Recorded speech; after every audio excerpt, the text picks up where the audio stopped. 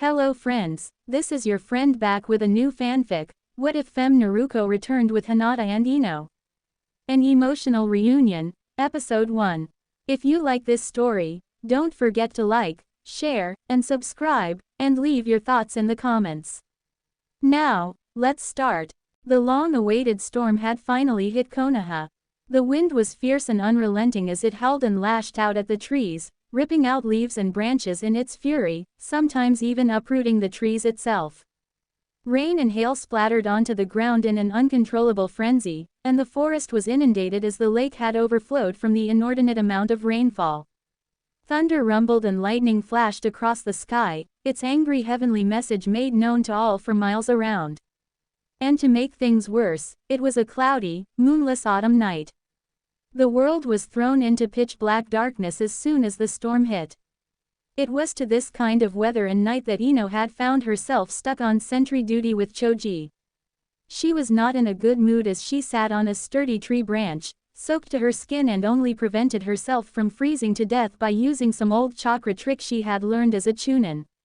And even so, she was not warm enough. Too much chakra use would alert some unknown adversary of her presence, and Konoha definitely had one too many enemies these days. Being at war with two neighboring countries, and Ino had to find that out the hard way.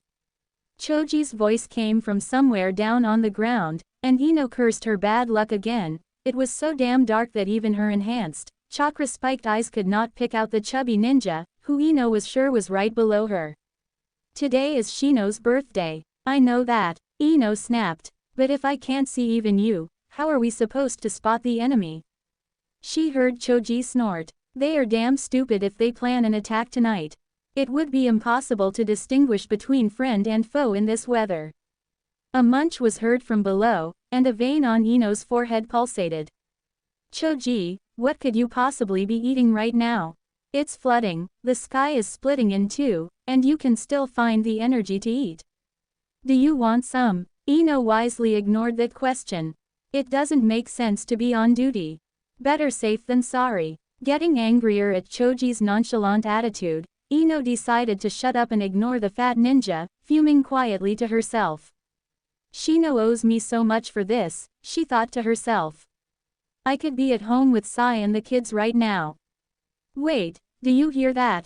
Ino glared down at the direction of Choji's voice, knowing full well that he can't see her but hoping that he can at least feel the intensity of her death vibe.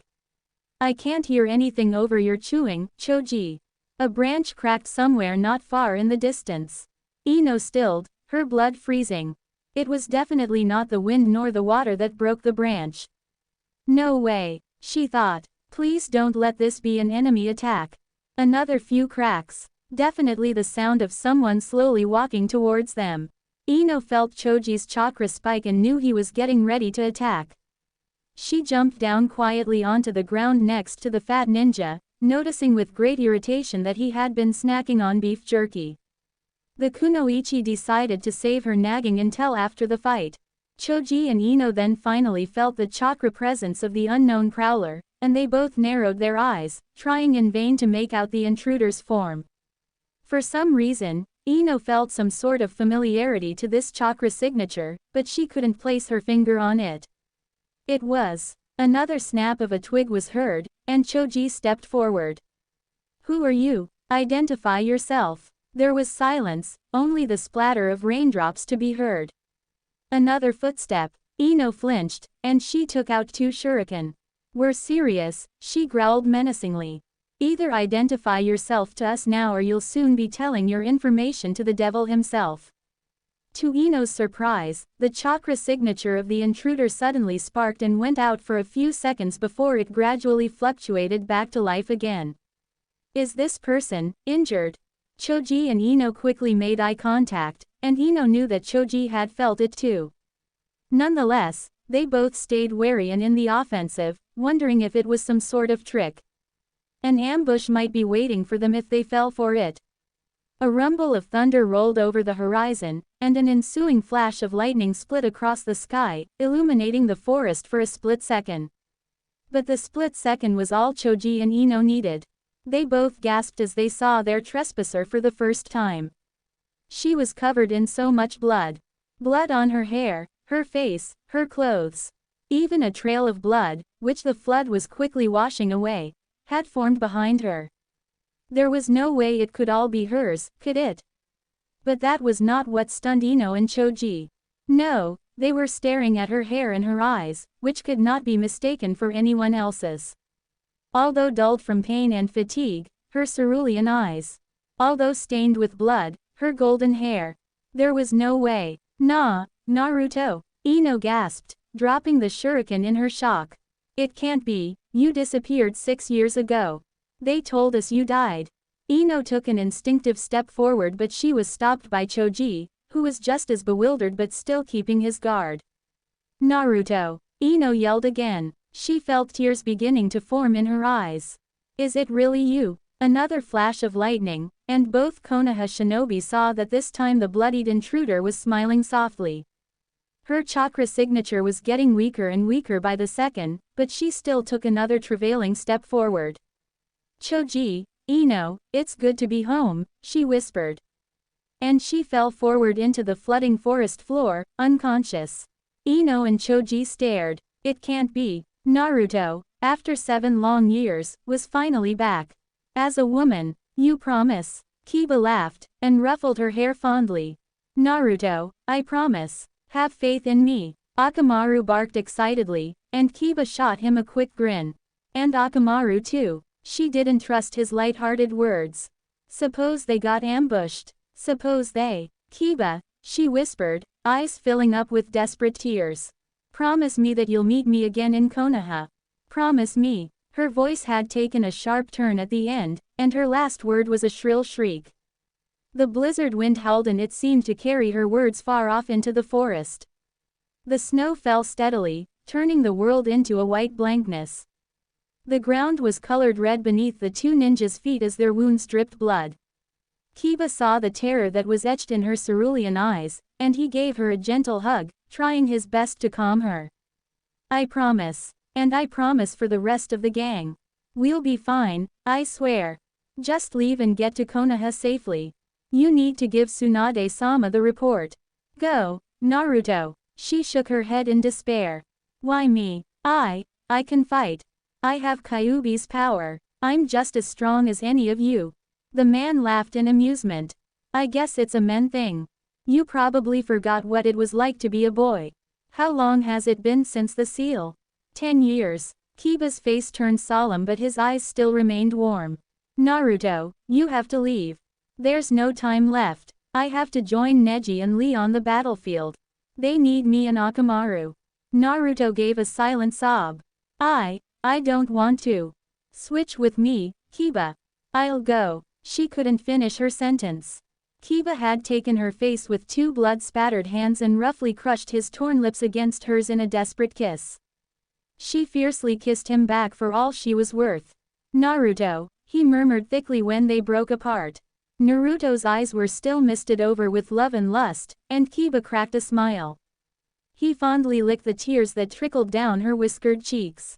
Honey, there's no one else in this world I love more than you. Naruto, do you love me? Naruto looked up at him and deeply kissed him again in response to his question. Kiba quietly chuckled, and his hands teasingly made traces up and down the blonde girl's sides as he licked her lips. Her breathing soon became pants of want. Kiba, she whispered. She pressed her aching body against the man. He felt himself go hard. Whoa, little tiger, he said softly, trying to keep himself in check. Not now, honey. Remember, you have a duty left to do. His hands grabbed her thighs and he tenderly pulled her off of him. They stared at each other, and Kiba couldn't do it anymore. I'd ask you at a better time, he said lovingly between each lick, but Naruto. Naruto gasped in shock as she suddenly felt Kiba grind his hard hips into hers. Their moans filled the air, and Naruto couldn't breathe. She wanted Kiba, here, now. Naruto, he panted heavily. Will you marry me? She stared hard into Kiba's eyes and saw nothing but love. Yes, she whispered. Yes. The sweetest, most tender smile broke upon Kiba's face, and he gently cupped Naruto's face, kissing her softly once more. Something to remember me by. Now, leave. I swear, I'll come back. By that kiss, by that proposal, I swear. And he lightly pushed the stunned Naruto in the direction of Konoha. I love you so much. He and Akamaru then ran off into the forest. Kiba, she whispered. The wind screamed. Don't die. She woke up gasping for breath. The same dream that haunted her every day, how she hated it. And Kiba, she had never wanted him to endanger himself in the first place, never wanted him on that mission. And now she didn't know if she would ever see him again, if he were still. Kiba, wincing from her excruciating headache, Naruto put her palm against her forehead. Damn, a fever. The blonde directed her attention to her surroundings. She was in a small, sunny room with nothing on its drabby blue-gray walls except for a tiny clock. There was a sour smell that hung in the air, and it didn't take the woman long to recognize she was in the village hospital. Turning her head towards the other direction, Naruto saw a vase of fresh flowers placed on the oak table by her bedside, and as her eyes focused, she detected a note underneath the glass. Slowly getting into a sitting position, taking care not to pull her sore muscles and jolt her pounding head, the blonde woman reached over and gently slipped the paper out. Meeting at 10 o'clock, cerulean eyes swiftly flickered to the clock ticking quietly on the wall. It was 9:57. She smiled grimly and let her head fall back against the headrest. Seems like I woke just in time. As soon as the words left her mouth, 3 loud raps were heard from the door, and Naruto tiredly turned her eyes towards the source of the sound. Her hand lightly put the note back on the table before she let it fall wearily on her bedcovers. Come on in, Morino-san, she said softly. A tall, formidable shinobi opened the door and strode in, smoothly closing the hospital door behind him. He wore a black bandana over his head and his face was full of long and thin scars. Morning, Uzumaki. It's been a long time. He gave her a dry grin. How did you know it was me? She smiled a weak dry grin back at him. Who else would they send to interrogate a ninja who's been supposedly dead for more than half a decade? I haven't forgotten Konoha customs, if that's what you mean, Morino-san. Morino grabbed a chair and placed it in front of Naruto's bed. He sat down resignedly, as sharp as ever, Uzumaki. His eyes scanned her arms, the only part of her that was outside the bed sheets. I see your arms have healed. What about the other wounds? They're faring fairly well, she replied back in a quiet tone. Her cerulean eyes shut listlessly. I'm just a bit sore, that's all. I'll be fine in another couple of days. That's good to hear. There was a moment of silence. Naruto sighed wearily and she half opened her eyes, looking at the uncomfortable shinobi with dull blue eyes. How's Ba-chan? He smiled. Tsunade-sama, he corrected. The ninja's smile turned into a grin as he thought about the 5th Hokage. Lively. One certainly doubts that she's older than any one of us. Morino's eyes suddenly became grim. She wants to see you, Uzumaki. Naruto's eyes never changed. Why hasn't she? Morino stared hard at the blonde woman's placid face. You said you haven't forgotten the Konoha tradition, Uzumaki. Then don't you? Naruto chuckled feebly. I was just teasing, Morino-san. Of course I remember. I also know that Ba-chan and Ero-sennin are listening to this conversation in another room through the bug on your jacket. Seeing Morino's stunned eyes, Naruto sighed. I haven't gotten stupid, either, you know. Very well, if it's the answers you want, I'll give you them. Fire away, Morino-san. He stared back at her. Uzumaki, I've prepared myself for months to get this message back to Konoha, she cut in. I'm not going to break from emotional stress. Believe me, I may be injured but I'm not weak. Morino grinned sardonically at her. I'm glad to hear that, Uzumaki. All right, shall we? His eyes became flints of steel. Where are the rest of the members in your team? Nara Shikamaru, Inuzuka Kiba, Hyuga Neji, and Rock Lee. Naruto's hands quickly became fists against the bedcovers, but her eyes never left Morino's and her voice never wavered when she replied softly, I don't know. What was the last time you saw them? 6 months ago. What happened then? Naruto smiled coldly. Cutting to the chase already. She chuckled bitterly. I can't summarize 7 years of my life on such short notice, Morino-san. Morino stared blankly at Naruto. Well, what do you suggest? You're the prosecutor. He pondered briefly at Naruto's pungent words. Why don't you start from the very beginning? Of why and how you guys left. Naruto's orbs of silver blue misted over as her mind traveled back a decade into the past. The memories all came rushing back, and she opened her mouth to tell her story, their story. I had just gotten home from Ichiraku Ramen when I was summoned to Ba-chan's office. 19-year-old Naruto bounded into the room, grinning wildly. Hey, Granny, whatcha want me for? He quickly dodged all the sake cups that Tsunade flung at him before settling down on his favorite spot in the big sofa chair near the far wall, far from Tsunade and her frightening weapons. Brat, Tsunade snapped as she massaged her temples. I'll pound you next time I hear you calling me that. Naruto snorted, but the Hokage took no notice. Uzumaki Naruto, the seal the Yondaime placed on you cracked 4 years ago, am I correct? Naruto rolled his eyes. Of course you're right, Obaa-chan. He quickly raised his arms up to his face, protecting himself from any attack Tsunade might hurl at him. It never came, and the teenager visibly relaxed. You were there when I suddenly became a girl in front of you, weren't you? A new voice spoke from the window. Unfortunately, I was not present to see such a show. In a flash Naruto whipped out 2 shuriken and hurled it at Jiraiya. Pervert, he said lazily, without even turning his head to look at him. I bet you were down at the spa spying on ladies as usual. Too bad, Arrow Sennin. The Toad Hermit sighed and threw the 2 shuriken back at Naruto, who caught it easily. When shall I ever get the respect I deserve? The great Toad Sage lamented in mock despair. Naruto was opening his mouth for a retort when Tsunade snarled, Quiet, the both of you. The 2 ninjas stared at their Hokage with unease. Ba-chan, Naruto said. Is everything all right? Tsunade snapped, would you be here if it were? The blonde was instantly on full alert. Tsunade-sama, what's the matter? Jiraiya's eyes became ice. Is it what I think it is, Tsunade? The 5th Hokage didn't reply as she massaged her temples and stared at the table in front of her. The only sounds were the quiet breathing of the 3 ninjas as Naruto and Jiraiya both waited eagerly for Godime to make her decision. Uzumaki Naruto, Tsunade began to say. Yes. Their eyes met and the Hokage paused briefly. She then said tersely, I'm afraid we will have to let some new people in on your secret. Naruto blinked in surprise. What? Tsunade-sama, she sighed in resignation. I am assigning you a mission, Naruto. It will be a long one. Tsunade tapped her fingers against the wood table.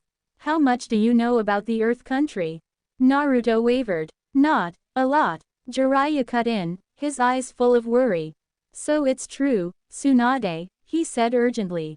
They really are planning an all-war attack against Konoha. Naruto jumped up from his chair, knocking it over in his shock. His blue gaze was directed intensely at Tsunade. Godime, is what Arrow Sennin said true? Is it? Unconsciously, the blonde began calling on the Kyuubi's power and his body shook hysterically.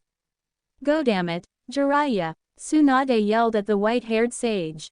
Did you have to jump to conclusions so fast? And Naruto, brat, calm yourself down this instant. I haven't even gotten to the point of this meeting yet and you've already got your panties in a twist. Godime exhaled in disgust. And you call yourself Shinobi? Naruto's eyes never left the Hokage's face as Kyuubi's chakra receded. Then get to the point already. His knuckles cracked loudly as his hands became fists. Tsunade looked straight at Naruto.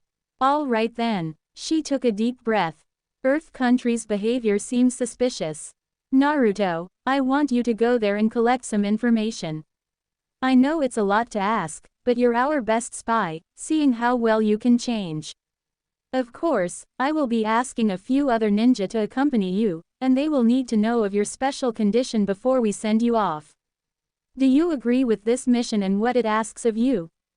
The worry lines on Naruto's forehead disappeared as he gave the Hokage a big grin. So that's what it was. Sheesh, making a mountain out of a molehill, weren't you, Ba-chan? Of course I agree. The anxiety in Tsunade's eyes didn't fade. Naruto, you do realize this may be a year or so mission.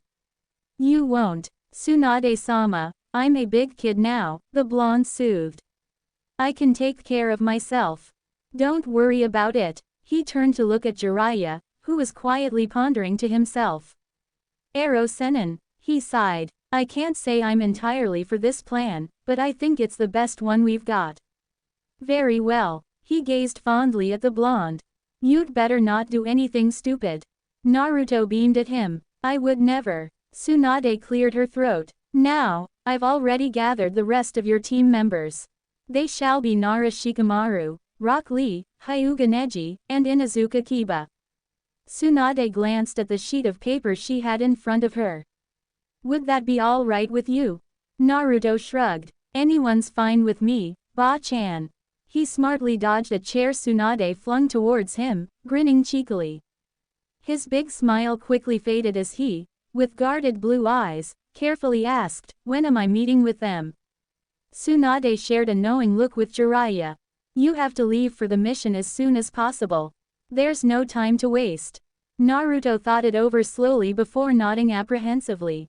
Slightly hesitant as well, the fifth Hokage clapped her hands together twice. Puffs of smoke appeared throughout the room and 4 small distinctive pop sounds were heard. When the smoke cleared, Kiba, Neji, Lee, and Shikamaru stood in the center of the room, looking wary and alert. You said it was urgent. Neji stated softly, his voice as emotionless and cold as ever. Tsunade sighed. Yes, you Anbu kids are the next available on the list. Everyone else already has a mission or personal issues that they need to attend to. Ah, the beauty of youthful love. Lee cried out, flashing his best pose yet. Isn't it just simply energy? Hey, Shikamaru drawled. That's none of your business, you two. Stop being so troublesome and listen to what the fifth Hokage has to say. She said it was classified information, and that means no messing around. He gave a curt apologetic nod to Tsunade, who in return shot him a grateful look. Yes, what you are about to learn in the next hour must remain top secret. The information I am going to tell you will soon value more than your lives. To disclose such info would be to lose your life. Do I make myself clear? Tsunade glared at the 4 shinobi, who all grimly nodded back. Jiraiya stepped in. Well, guess there's no point in keeping it quiet anymore. He wearily brought his hand up to his hair and ruffled it. Naruto, who had been quiet the whole time, fidgeted awkwardly. Kiba, Neji, Shikamaru and Lee all raised their eyebrows and wondered what had gone amiss. Naruto was never awkward, ever. Naruto, Tsunade said gently. No pressure. Whenever you're ready, dear. Naruto scowled as the other shinobi adopted puzzled looks on their faces. Since when did anyone ever call Konoha's #1 hyperactive ninja, dear? It was the 4 shinobi's turn to shift uneasily now. Something had to be terribly wrong. Naruto was not being his usual self. Kiba decided to try to alleviate the blonde's discomfort. Hey, what's the matter? You can always tell us, you know. We're brothers. Instead of having the consoling effect Kiba intended, Naruto flinched at the word, brothers, and muttered a low, shut up Kiba. Like you know shit. Grimacing yet again when Naruto saw the hurt look flash across Kiba's face, he groaned and apologized, I'm so sorry Kiba. I'm sorry, guys, it's just that. The 4 Anbu stood in tense silence as they waited for the blonde to finish his words. Right, Naruto muttered angrily. It's now or never. Kai. Naruto placed his hands together and disappeared behind a veil of red fog. An explosion of Kyuubi's chakra filled the room, and soon enough everyone was coughing and feeling wary as they felt Kyuubi's sinister presence. What the? Neji then uttered, his face in obvious shock. Neji's Byakugan had activated instinctively when Kyuubi's chakra had entered into the room, and now his white eyes stared at the figure in the midst of the rapidly clearing red smog. No way. The Hyuga could only shake his head in wonder, unable to utter a coherent response. I don't. Kiba was about to punch Neji in the face when the smoke subsequently cleared, and Kiba, too, fell into a daze as he stared at the figure in the center of the evaporating fog. A lithe blonde stood in the space where Naruto had previously occupied. She had his softly bright ocean-colored eyes and thin whisker markings, and her skin was even the same shade of tan. She had, however, a shorter stature and was definitely skinnier, so her clothing, or was it Naruto's, fell loose and baggy around her body. But the way she held herself up, the radiance and vigor that emanated from her, it was definitely similar to Naruto's, coupled with a little bit more grace and finesse. It was impossible, and yet, Naruto. Shikamaru's tone was flat as he voiced the one word that the four shinobi all were thinking, but his stunned countenance gave his shock away. The girl shifted uneasily, yet she still smiled broadly. Hey Shika-chan. Her voice was pure and clear, it reminded Kiba of chimes in the wind and carried a soothing, melodic appeal. Her smile too was so winsome and charming. Kinda a surprise huh? It threw me into hysterics the first time. Lee broke the paralyzed stances of the four shinobi as he suddenly darted forward and took the girl's hands in his. Oh, the power of youthful love. He gushed out, his eyes sparkling like night stars. Could you be Naruto's sister? I think I am infatuated with you, dear love. Will you go on a date with me? There ensued an awkward, dazed silence, broken by the girl's hesitant laugh. Lee, you dumbass, she said. It's me, Naruto. Her smile turned to a mischievous grin as she suddenly snatched her hands out of Lee's hold and kicked upward towards his family jewels. It was only Lee's years of intense training that gave him the ability to quickly dodge the blow. Whoa, whoa, whoa, Naruto, Tsunade chided gently as Lee collapsed onto the ground in traumatic stress. Let's not injure them before your mission, Naruto. Jiraiya, who had been watching silently the whole time, chuckled bitterly. That's right, guys, you'd better watch out. This girl's a feisty one. She's quick to take offense, even when you're genuinely complimenting her womanly features. The toad sage absent-mindedly rubbed his arm, where the occupants of the room could guess an injury that must have been inflicted by Naruto resided. Kiba turned his attention back to Naruto, noting that what Jiraiya pointed out about Naruto's now feminine beauty was indeed the truth. The 18-year-old male Naruto, although he was of muscular build and stature, lacked a certain manliness in his psyche. Naruto, as a guy, had always seemed small and was eclipsed when thrown into comparison with the other Anbu guys, but now that Naruto was a girl, Kiba blinked. She could easily be the hottest girl in Konoha, he realized with a jolt, and blushed accordingly. Damn it, this is Naruto here. And yet his male self could not help himself. Kiba looked at Naruto. Her azure eyes, blonde hair, womanly figure, it was enough to make any male get down on his knees and beg to be taken home. No wonder she punched Jiraiya. If I didn't have slightly better control, I'd be left with a bruise too. Neji gathered his wits together the fastest. How is this possible? He looked at Naruto from Tsunade to Jiraiya. Does it have something to do with the demon seal? Tsunade blew out a tired breath. Oh boy, it has everything to do with the seal. What do you mean? Shikamaru asked. He looked at the exhausted faces of Tsunade and Jiraiya, and the ninja then sighed. I have a feeling this is going to be a troublesome mission. Naruto scowled, a fierce dark look clouding her features, yet somehow it only enhanced her beauty. Shut up, Shikamaru. I can fight just as well as before. Don't call me a burden. Shikamaru involuntarily took a step back. Who could blame him after seeing what she almost did to Lee? No, that's not what I meant. The ninja realized he was blushing and saw the amused looks of Tsunade and Jiraiya. Never mind, Naruto, he hastily said. Can you explain? Naruto furrowed her eyebrows, not noticing Shikamaru's apparent discomfort. I don't know for sure what happened.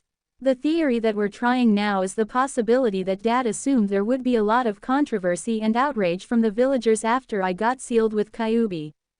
Since Dad knew that he and Mom wouldn't be around to protect me, he probably thought that it would be better for me to grow up as a boy in the orphanage, rather than a girl.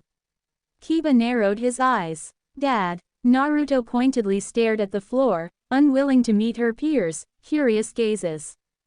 Jiraiya coughed softly. Naruto's father was the fourth Hokage. Kiba felt like he had been punched in the gut. Sure, now that he thought about it, there was such an uncanny resemblance Naruto shared with the Yondaime, starting obviously with the blue eyes and blonde hair. But, who would sacrifice their own child to be a Jinchuriki? Neji asked dubiously. Neji took a step back from Naruto's sudden fury. I'm sorry, Naruto, I didn't mean it that way. Kiba feverishly thanked the gods that it was Neji and not him who had asked such a careless question, although he had been thinking the exact same thing. Tsunade decided now would be a good time to interfere before Naruto ripped off the Hyuga's head. Brat, stop it. Neji meant no disrespect. Naruto growled, but she complied with the Hokage's order. I'm sorry, Neji, she then admitted. I didn't mean to snap at you. Kids, Jiraiya said, I assure you, Minato and Kushina loved Naruto more than anything in the whole world. But we need to focus on the mission at hand. The Anbu shinobi nodded their heads grimly in agreement, and Jiraiya continued. Since there was already talk of unrest in Konoha when Kushina was pregnant with Naruto, Minato forbid anyone to know Naruto's true gender. I'm thinking the only one in on the secret was the Sandaime. When did the seal break? Kiba questioned, avoiding Naruto's gaze. He just wasn't ready to accept the fact that his close friend had been a girl this whole time, not to mention her fury was now 1,000 times scarier. Plus it didn't help that she was so goddamn pretty. Naruto frowned, seeming like she noticed Kiba's avoidance. On my 14th birthday, she realized that her hunch was correct when he wouldn't meet her eyes. Kiba, what's wrong? She saw color blaze the dog ninja's cheeks and mistook his embarrassment for anger. Kiba, I didn't mean to lie to you all these years. I just didn't want to tell everyone until I was ready, her voice trailed off. Kiba, don't be mad at me. We can't be brothers, but you're still my best friend. Kiba's face flamed with red and he felt himself burn with mortification. And no, it's nothing like that. Naruto, I'm not mad at you. Really I'm not. Don't worry about it. Kiba saw Jiraiya's raised eyebrows and amused look, and he glared at Jiraiya. What's so funny, Jiraiya-san? The Toad Sage laughed. Don't worry about it, Kiba. We'll all go through this phase sooner or later. Lee, who had then recovered, struck a pose.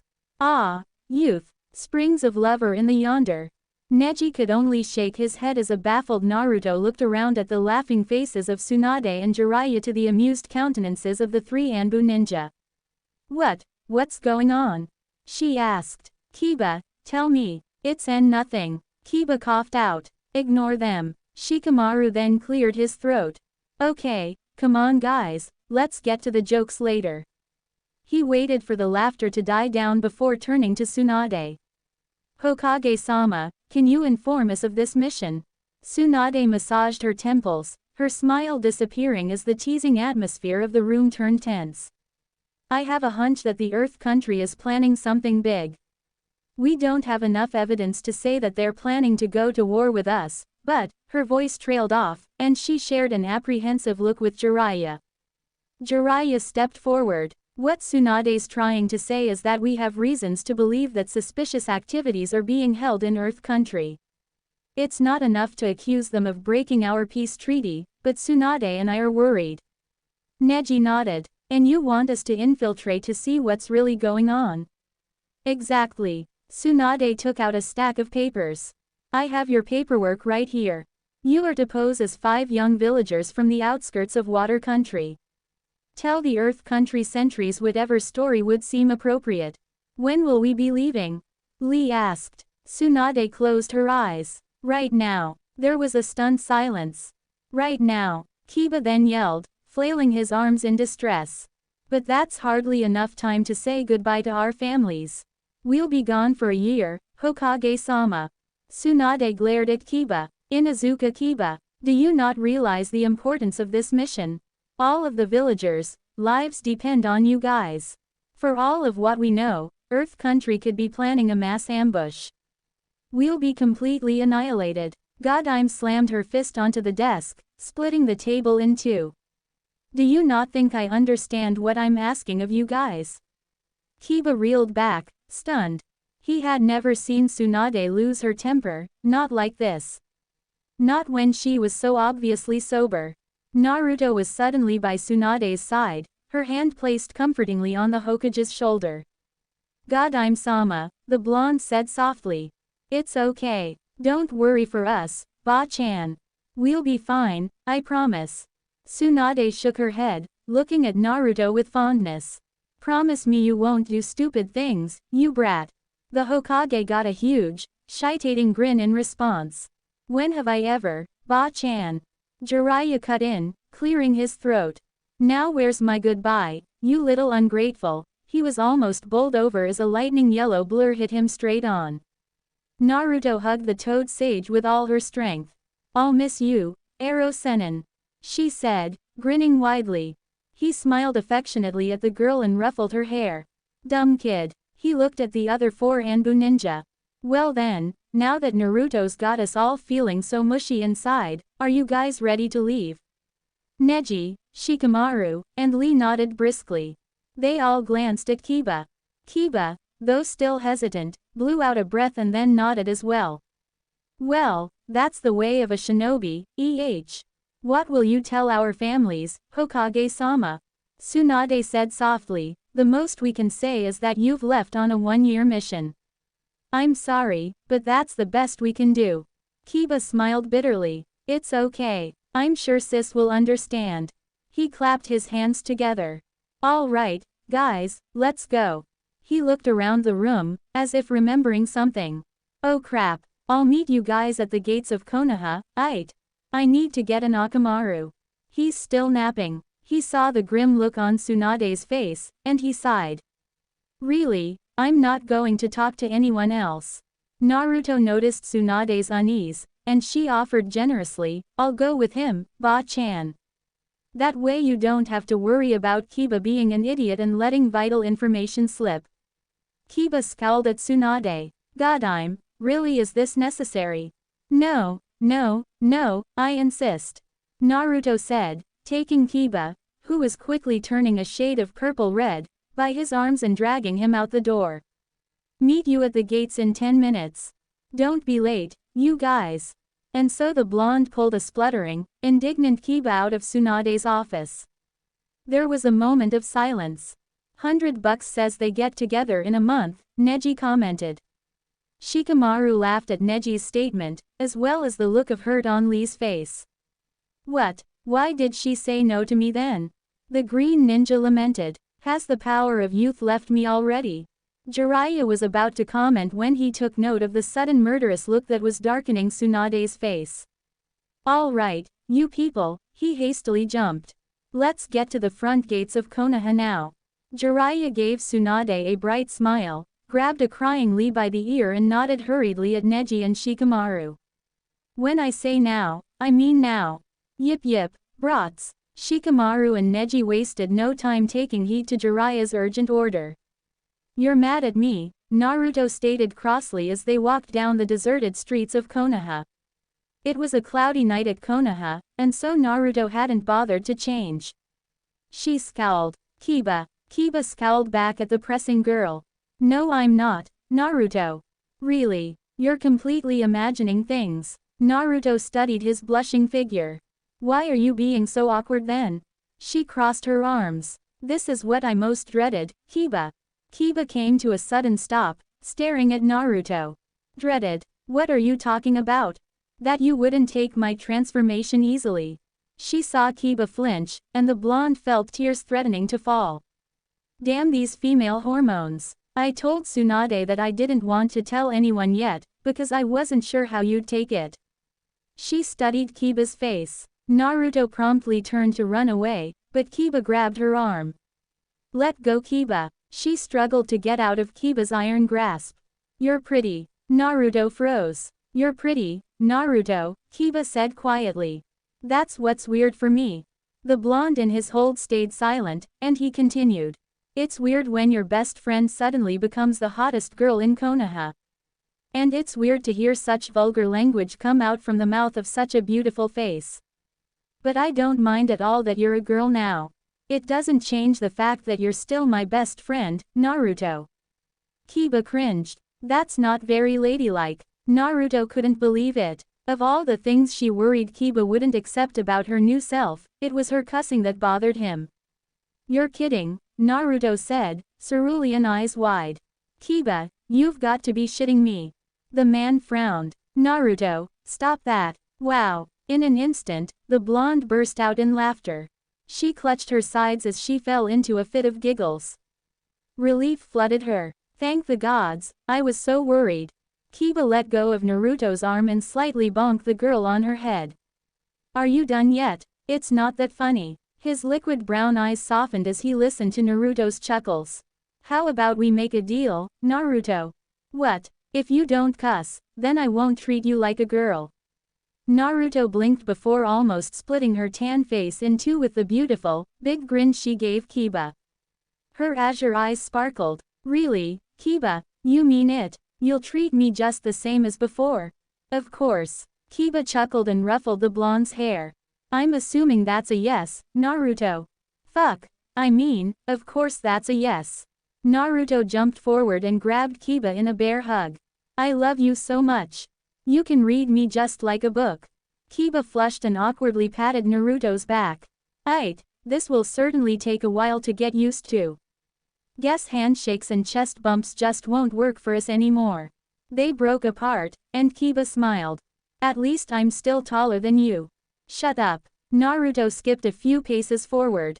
Let's go get Akamaru. Kiba closed his eyes tiredly. Oh boy, will Akamaru be in for a surprise, he muttered.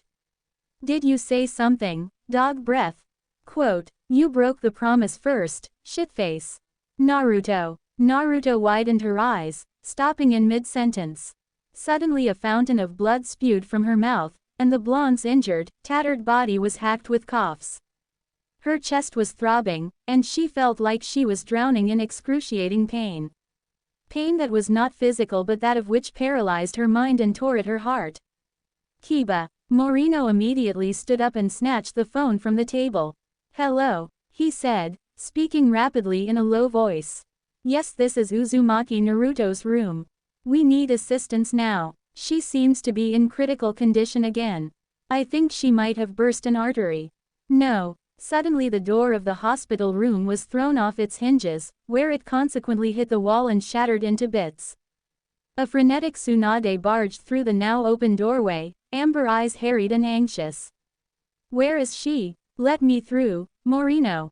Jiraiya had followed Tsunade. Although he was not in a hysterical state like Tsunade, there was definitely a haunted expression in his eyes that had not been there just a day ago. It would be wise to not disagree with us, Morino, the Toad Sage said quietly. I am willing to fight you to the death if it means letting Tsunade attend to our granddaughter. Quickly assessing the amounting tension in the room, Morino nodded curtly. Of course, Godime-sama, Jiraiya-san. He respectfully stepped aside and watched as Tsunade, already muttering medicinal incantations, flung herself to the bedside of the blonde girl. Jiraiya grimaced. Blood splattered everywhere on the floor as Naruto continued to cough. What happened, Morino-san? I don't know. She seemed fine until she started talking about Inuzuka Kiba. Morino saw the look that flashed through Jiraiya's face, and the interrogator put one and one together. They were lovers. That's what I'm guessing. Jiraiya shrugged, his face wan and taut. We all saw it coming, to be honest. Even when Naruto was pretending to be a guy, she was heads over heels. And Kiba was smitten for her the moment he knew her secret. I see. This can be a problem. Morino, Jiraiya quietly said, I'm sorry, but this is our baby girl here. I can't let you do this. I forbid you from interrogating Naruto any longer. I'm sure you can see she is of no threat to Konoha. Morino set his lips into a thin line. He didn't like it when people told him what to do, especially when it came to his own line of work, but he knew better than to argue. Of course, Jiraiya-san. He nodded to Tsunade and Jiraiya. Now if you'll excuse me. Getting no reply from either Shinobi, Morino walked out the door and was gone. How is she? Tsunade turned to look at the tired Jiraiya. She'll be okay. Thinking back on those memories must have been a strain on her, and it caused her blood to pump too fast. I gave her some calming medications and healed her injuries. She should be waking any time now. As if on cue, Naruto stirred. Both Tsunade and Jiraiya stilled, staring at the blonde who was quickly gaining consciousness. What happened? Naruto murmured. Her eyes opened, revealing two misted orbs of blue. Where am I? Her vision cleared, and the blonde quickly sat up. Ba-chan, Ero Sennin. Tsunade and Jiraiya smiled in relief. Naruto was no longer in critical condition. Godime's eyes filled with tears.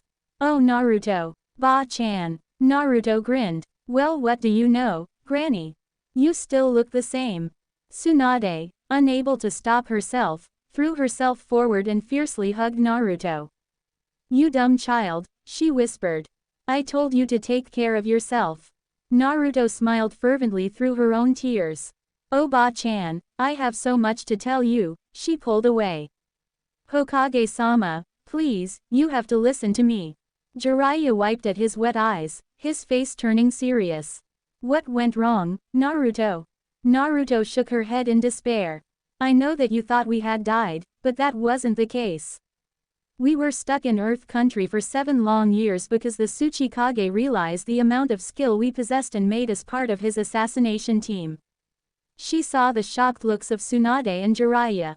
One of his scouts caught us sparring once. Oh, we were so stupid. The blonde groaned. It's all my fault. If only I didn't insist we train that day. Naruto, Tsunade tenderly cupped Naruto's cheek. Why didn't you ever contact us? We would have sent the strongest shinobi in Konoha to help you. That's exactly what we didn't want. First of all, we were under surveillance every minute. The Tsuchikage didn't trust his own son and daughter, not to mention his shinobi. Amazingly though, in the 7 years, he never figured out that we were from Konoha. Naruto met Jiraiya and Tsunade's eyes. But most of all, you were right, Ba-chan, Ero Sennin. They did want to go to war with Konoha. Someone was feeding him false lies. Horrible rumors were being spread about Konoha. We spent 7 years gaining the Tsuchikage's trust, and we were so close to finding the source of the Tsuchikage's misinformation. We almost succeeded, but, Jiraiya pressed gently. A new batch of tears filled Naruto's cerulean eyes. Someone murdered the Tsuchikage's son and attempted an assassination on the Tsuchikage himself. The Tsuchikage naturally assumed it was Konoha. He went into a frenzy. We couldn't convince him otherwise. Naruto's voice broke as she thought back to that nightmarish day. Jiraiya was stunned by the information. Who killed him? Akatsuki. Tsunade had spat out the word. Naruto nodded bleakly, her blue eyes dulled with pain. Yes, it was definitely Akatsuki. She closed her eyes. They want to see Konoha burn to the ground. I wouldn't be surprised if they were the ones behind the Tsuchikage's hatred of Konoha. And what of Kiba and the others? Jiraiya asked. They went to fight the troops that the Tsuchikage sent to ambush Konoha. I was the messenger. Naruto's eyes narrowed. I should have stayed and fought. They needed me. Naruto's voice died in her throat as her mind wandered to her 4 comrades. There was hardly any sliver of chance that they could still be alive, and yet the thought that they might be dead was too much for Naruto to bear. They had to be alive. Kiba, no, not Kiba. The pain, more agonizing than ever, crippled her and took her breath away. She felt like she was burning, tearing, breaking, dying. Boom. A hole was now in the wall as Tsunade pulled her fist out of the fissure. Damn it all to hell. She looked at Naruto, and sorrow was etched in the Hokage's beautiful face. I never meant for this to happen. The mission was supposed to be simple. It was supposed to help you get used to your gender, not. Tsunade buried her face in her hands. Damn it. Jiraiya shook his head in distress. We're already at war with 2 small neighboring countries. If Earth Country were to join in, I don't think even an alliance with Suna will help. Suna. Tsunade's voice was flat. They've been having trouble in their own country. They won't help us. The Hokage turned to Naruto. How long do you think we have, Naruto? I honestly don't know. Come on, Tsunade, you know that's not going to help anyone, the Toad Sage said quietly. Jiraiya, after making sure Tsunade was in control, sat down next to Naruto. Everything will be okay, Naruto. They're strong shinobi, they can take care of themselves. Naruto nodded glumly. Tsunade hugged Naruto. You and Kiba, how did you know? The blonde asked incredulously. It was obvious, you little foolish kid, Jiraiya fondly chuckled. We knew before you did. Naruto closed her eyes. There was a brief moment of silence. He asked me to marry him before he left, she then said. The words sounded strange and surreal even to her. I told him yes. Tsunade's hug tightened. Oh Naruto. Jiraiya placed a gentle hand on the blonde's hand. Congrats, Naruto. He'll come back for his own wedding. Don't you fret. Naruto smiled thinly. I'm counting on that. Tsunade pulled herself off of Naruto and wiped away her tears. You brat, you've grown up so much. The Hokage brushed away the hair that stuck to the side of Naruto's face. Look at you. You've matured into such a beautiful woman. Thanks, Ba-chan. The blonde held Tsunade's hands warmly and tried to clear the air of the deadness and sorrow that hung about. How's Konoha been like these last 7 years? Do I still have my apartment? Tsunade winced. I'm sorry, Naruto. Your landlady. I'm a bitch, I know, Naruto sighed. Trust me, I would have been surprised if she kept my place for me. Can't say I'm bummed, it was a giant piece of shit anyway. The blonde snorted. Guess the first thing I'll be doing is apartment hunting. Tsunade glanced at Jiraiya, sharing a quick look with him, before turning back to the blonde. Well, actually, there is some news that might be of interest to you, she said. What is it? Naruto asked, immediately wary. She didn't like the hesitant tone of Tsunade's voice. Jiraiya cleared his throat. Uchiha Sasuke returned to Konoha. The words whirled around in Naruto's head. Sasuke. The name sounded strange on her tongue, for she hadn't uttered it in quite a long time. Uchiha Sasuke. Realization struck her. Wait, what? When? About 2 years after you had left for your mission, replied Jiraiya. She blinked rapidly. Why did he come back? After all those years that she had spent chasing after him, begging him to come back, why now? Itachi's innocent, Tsunade said bitterly. He had been following orders from Konoha after all. The council obviously wanted to leave it at that, but I'm not convinced. There's something fishy going on, and I don't like it one bit. Naruto was quiet as she carefully processed this sudden flood of information. Does that mean Itachi? Yes, Jiraiya said, guessing what Naruto was about to say. When Sasuke came back to Konoha, he dragged a very battered Itachi home as well. All their sins and crimes have been exonerated. They've taken residence in the Uchiha Manor. And there's more, isn't there? Naruto asked softly. She didn't like the tension that somehow diffused itself back into the room.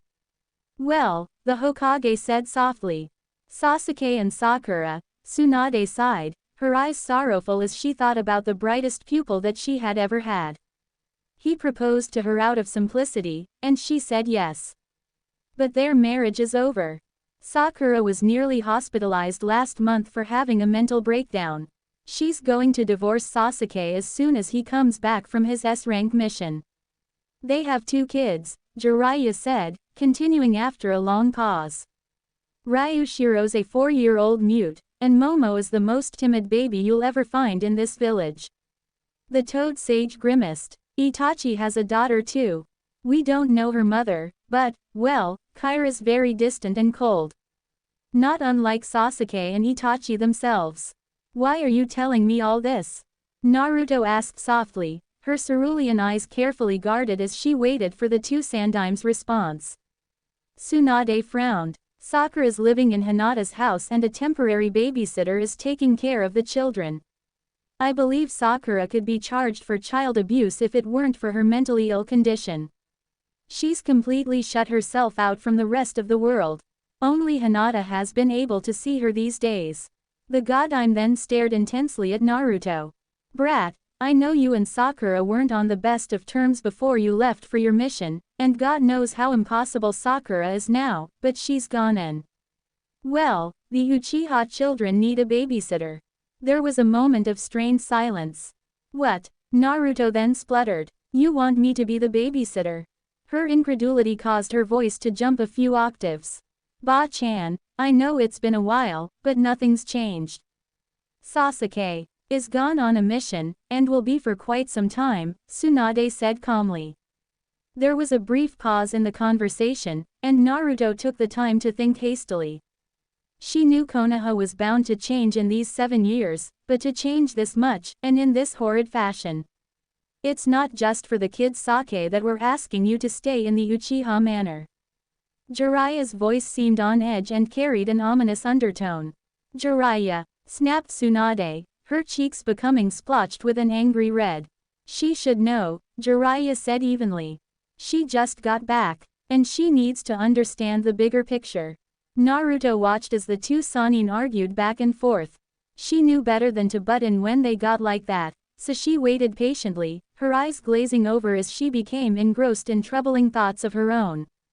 Finally Tsunade crossed her arms angrily and turned to glare at the damaged wall, her lips pinched in a thin, angry frown, and Jiraiya shook his head, heaving a heavy sigh before smiling jadedly at the wary Naruto.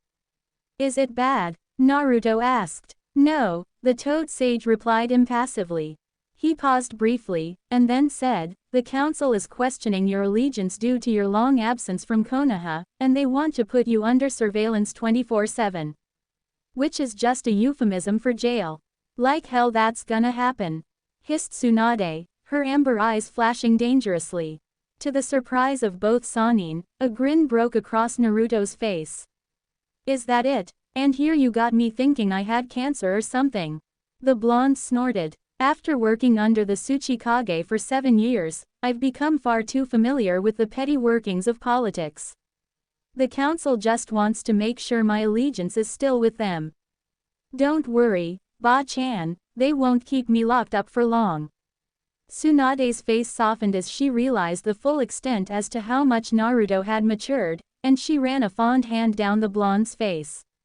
Maybe so, but I'm still not letting them have you. You shouldn't defy the orders of the council, Ba-chan, Naruto chided gently. A derisive chuckle escaped from Jiraiya. Too late for that. Tsunade shot a well-leveled glare at the Toad Sage before turning back to Naruto. I didn't defy them, I merely expressed my intense dissatisfaction at their outrageous idea and rallied for a new proposal. Which is, that you be stripped of your Anbu duties until further notice and stay under the household of a strong, respectable Anbu. Naruto gaped at Tsunade. And since when did the Uchiha killer duo become the pinnacle of honor, trust and respect? She spluttered out. Itachi's not going to bother you, brat, Tsunade snapped back. He's a decent man and the council trusts him. And we'll get you out and on your 2 feet before Sasuke comes back. Ba-chan, I'm not so sure. This is the only option right now, Naruto, unless you want to live with Enko instead. Naruto opened her mouth to retort when logic and reason finally caught up to her, and she abruptly closed her mouth, frowning as she mulled over what Tsunade said. She glanced briefly at Jiraiya, who had stayed silent the whole time, but when he gave a terse nod signifying that he too thought this was the best choice of action, the blonde gave a defeated sigh. I know you're right, Ba-chan. It's just a lot to take in. She made a face. Enko, I certainly don't love the Uchihas, but at least they'll be better than that creepy snake woman. She'll molest me in my sleep. Naruto, Tsunade said gently. I'll get you out of the manor in no time, I promise. I'm not good with children. Jiraiya bonked the blonde on the head. You're fine, brats will get along with brats. Arrow Senin, Naruto growled, throwing a playful punch towards the white-haired sage's direction. The blonde then laughed as all the tension left her shoulders. All right then, can't say I'm super excited, but at least this will be a worthwhile experience. When do I move in? As soon as you're released from the hospital, Tsunade answered. She proceeded to ruffle Naruto's hair lovingly. Now rest. Your health comes first. I will, Ba-chan. The blonde smiled shyly. Thank you, for everything. Tsunade gave Naruto a hug. We'll be leaving now. We'll check up with you in a few hours, so get some sleep until then, okay? Naruto nodded, a genuine smile gracing her lips. I can't tell you how happy I am to be back. And with another hug, another fond ruffle on her hair, the Hokage and Toad Sage then left the room. Naruto wearily closed her eyes. Ever since the start of Morino's interview, she had been aware of a mental tug at the corner of her mind, but she had easily ignored it. But now the tug had become an urgent, pressing pull, and Naruto knew it was futile to fight against it any longer. Letting her mind go blank and allowing the red haze to fill her consciousness, Naruto then slipped into the world of the fox demon that was sealed in her stomach. Snot, just how long did you plan on ignoring me? Kyuubi growled out in annoyance, snapping at the air just inches in front of Naruto's nose. Naruto smiled brightly at the fox, who had become one of her closest companions over the years. You know I can't just suddenly fall unconscious in front of Morino. That would have made him go ballistic. Kyuubi snorted. You and your foolish human ways. He turned one huge, red eye to stare at Naruto. This is a bad idea. I don't want you staying with them. You're still obsessed with that Uchiha, the fox demon accused. Naruto reddened. No I'm not, Kyuubi. Don't try to fool me, Kyuubi growled. I can read you like a book. You've been in love with Uchiha Sasuke ever since you were a genin. And nothing has changed. Now it was Naruto's turn to be angry. Watch what you're saying. Sasuke was my best friend, but I realized that best friends did more than try to make holes in your chest. I'm not in love with Sasuke and I will never be. The blonde flashed angry blue eyes at the amused demon fox. I'll be fine. Kyuubi laughed a deep, demonic laugh. Oh you insolent brat, when will you ever come to accept reality? You say you love that dog boy, but your love for Sasuke has been a much crazier, fiery passion. I can still feel your love burning away for him in your heart. If I didn't know any better, I'd even say that you were rebounding on that mutt. Kyuubi. Naruto's eyes blazed with fury. Is this why you called me? So you can insult me like this? The fox demon glanced down at the seething Naruto with a look that could almost be called affection. You idiot. Kyuubi bent his head to gently lick the blonde on her forehead. I wanted to see if you were okay. Hearing that bosom woman's suggestion for you to live with the Uchihas worried me. I don't want you to hurt yourself again, Naruto. Naruto's anger vanished as quickly as it appeared. Kurama. It was rare for the fox to show fondness towards her, and Naruto smiled at the demon. I'm fine. I'm not in love with Sasuke. He can't hurt me anymore, I promise. The fox demon studied the bright countenance of the blonde before blowing out a breath of red chakra. If you say so, go back now, before the hospital panics at your sudden coma. Naruto smiled. Thank you, Kyuubi, brat. And Naruto was gone. Kyuubi stared at the space where Naruto had previously occupied. Not in love with him? He scoffed. Brat, the day that you fall out of love with Uchiha Sasuke is the day that I turn mortal. Kyuubi snapped at the empty air in aggravation. Naruto, the 24 years of being trapped as your demon has given me more gray hairs than all my 100 years of living. The fox proceeded to delicately lick his paws, and then he closed his eyes as he was drawn into Naruto's dreams. It was the usual. Lee, Neji, and Shikamaru flashed in and out of sight, and Kiba, obviously, was the main focus of her dream. But what Naruto would never see was the figure that always stood silently in the background of her fantasies. He never ceased to appear in Naruto's dreams, even though the said girl would never remember him when she awoke. But Kyuubi did. The fox demon sighed as he stared at the raven-haired man standing mutely in the background.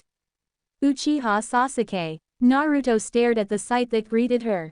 Her cerulean eyes were open wide as she ogled.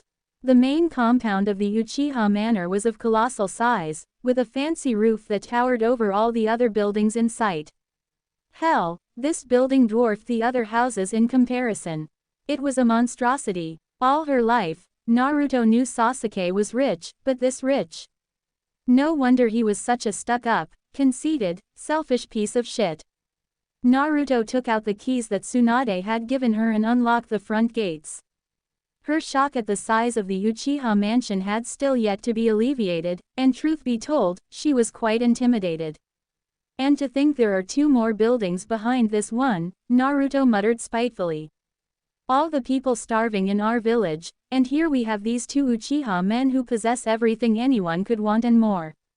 Naruto stepped into the courtyard. There was a pretty cherry tree in the center of the garden, and seeing the beautiful sakura petals scattered all over the ground uplifted the blonde's mood. She had spent the last 3 days recuperating at the hospital, and the sickly smell of the infirmary had nearly suffocated Naruto in her short stay. Now that she was finally out, it came as a welcomed relief. It had felt so good to be alive as Naruto walked down the streets of Konoha, inhaling the nice scent late blooming flowers gave off, seeing the colors of tree leaves slowly begin to turn orange as autumn started to set in. But the fact that she had to live in the Uchiha Manor of all places. Even though she had told Kyuubi that any iota of fondness or cordiality towards Uchiha Sasuke was gone, Naruto couldn't help but feel a pang as she realized that this was where Sasuke had spent his best childhood memories. As well as his worst. Naruto chewed at her lip, scowling angrily as she tried her utmost best to control the whirlwind of emotions threatening to overwhelm her. Somebody suddenly spoke, breaking Naruto out of her reverie. "Are you the new babysitter?" The nasally voice came from a black-haired woman who had appeared in the doorway of the Uchiha compound. Naruto stared. The babysitter was of a young age, somewhere around her late teens and early 20s. Her arms were tattooed profusely, and her skimpy clothes revealed a tad bit more skin than was deemed modest. She had at least 5 piercings on her ears and a shiny stud was noticeable on her tongue as she talked. Naruto was appalled. This person was the babysitter. She looked like a pothead. Quickly gathering her thoughts together, Naruto cleared her throat. "Yes, I am. Uzumaki Naruto, pleased to meet you." The blonde flashed the young woman a warm smile and held her hand out towards the babysitter, offering a friendly handshake. The babysitter shrugged nonchalantly, ignoring the blonde's outstretched hand. "Tanubi." Tanubi looked at Naruto up and down. "Are you that Uchiha's mistress?" Naruto reddened. "Excuse me." Tanubi stared. "None of us know who his bitch is." The babysitter crossed her tattooed arms. "If you are her, don't be ashamed to admit it. I don't judge." "No, I am not," Naruto answered frostily. She was, needless to say, disgusted by Tanubi's temerity. "I think your employment is over, Tanubi-san." Tanubi shrugged yet again, unaffected by Naruto's coldness. "All right then, no need to get your panties all in a twist. Tell Itachi that I just took the cash lying around on the table." The babysitter then scoffed, a sneering, contemptuous look on her face. "By the way, you'd better thank me. The baby's finally asleep. It took me forever to get that stupid brat to stop crying.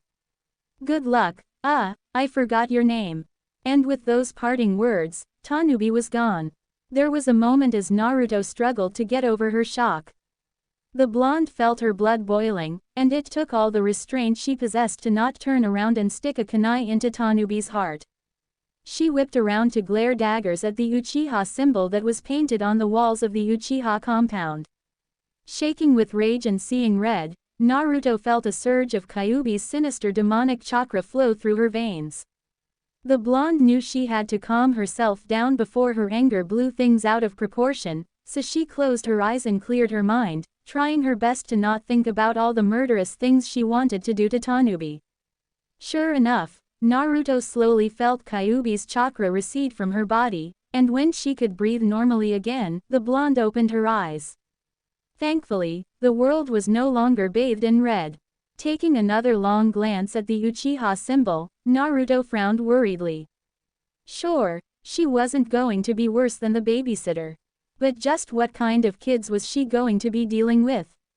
Naruto sighed. She bent down to pick up a sakura petal and saw how quickly its beauty was withering away.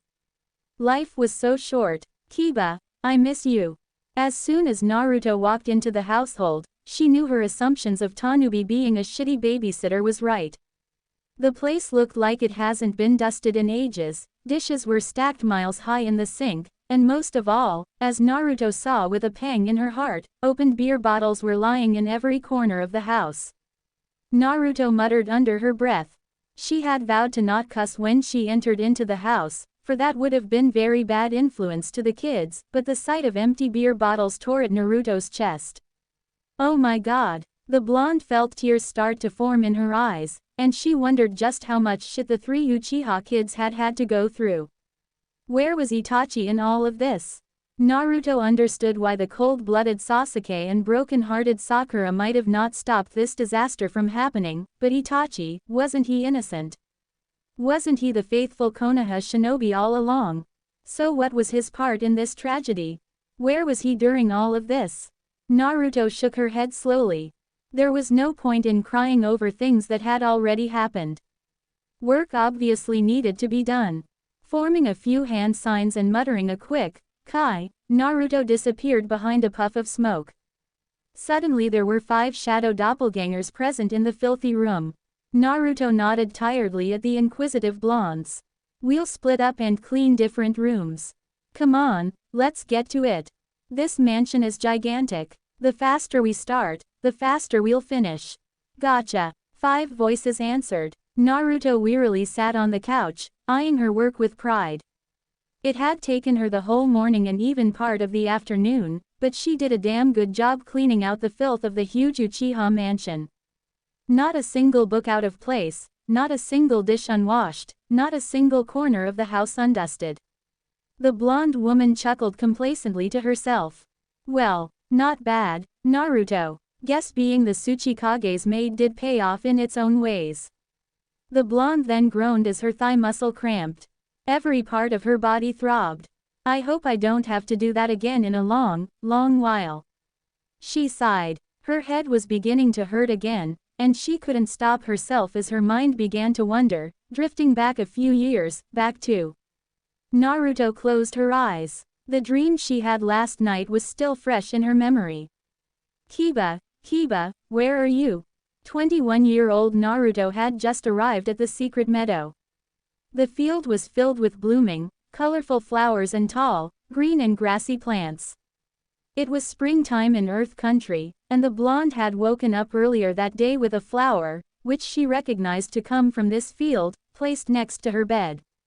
A note, written with a scrawl that could have only been Kiba's, had been wrapped delicately around the flower's stem. And so, Naruto had waited impatiently for the clock to strike 4 before she bowed respectfully to the Tsuchikage and asked to be excused. 4 o'clock, common in Earth Country culture, was a period of rest. All shops in the village closed exactly at this time, and subsequently the villagers all went back to their respective houses to take a quick afternoon nap or have some relaxing afternoon tea. Even the shinobi were given a 2-hour repose. The Konoha ninjas, who had already been drafted into the Tsuchikage's secret shinobi squad by then, often took this time to meet and catch up with one another's affairs. But sometimes, when there was nothing serious to report, Kiba would, who knows how he managed to sneak into her compound, for it was strictly a female-only residence, leave notes by Naruto's bedside, telling her at which secret place they would meet up. Today, the note had said, Fox, which Naruto took to mean as the code word for field. Even if she couldn't figure that one out, the flower that the note was wrapped around had been a clear indication. But upon arriving at the field today, Naruto had noticed with some exasperation that the stupid man must have been playing games with her, for he was nowhere in sight, and much to Naruto's annoyance, she couldn't sense his chakra signature at all. Damn, his shinobi skills were getting better.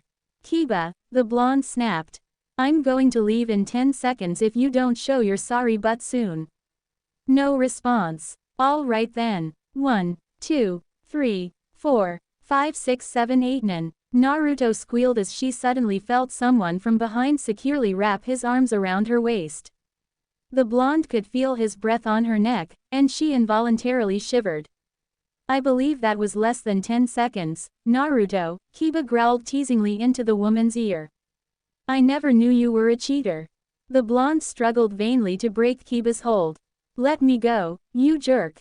What kind of person are you, letting me stand here like a dork while you laugh at me? Let me go. Kiba was amused. I wasn't laughing at you. Yes you were. I can sense it. Since when did you become a psychic, tiger? The man asked, smiling at the riled Naruto. Since when was it okay to hold a girl down against her consent? Naruto snapped back. Let me go. Kiba raised his eyebrows. But it's not against your consent, so I don't understand your argument, Naru-chan. Naruto's eyes widened, and the next thing she knew, her back was on the ground with Kiba pressed firmly on top of her. The man had a huge grin on his face, and Naruto couldn't help but to smile back at him, her anger quickly dissipating. You jerk. You know you love me, was Kiba's flippant reply. He paused, and then looked at Naruto with soft, liquid brown eyes.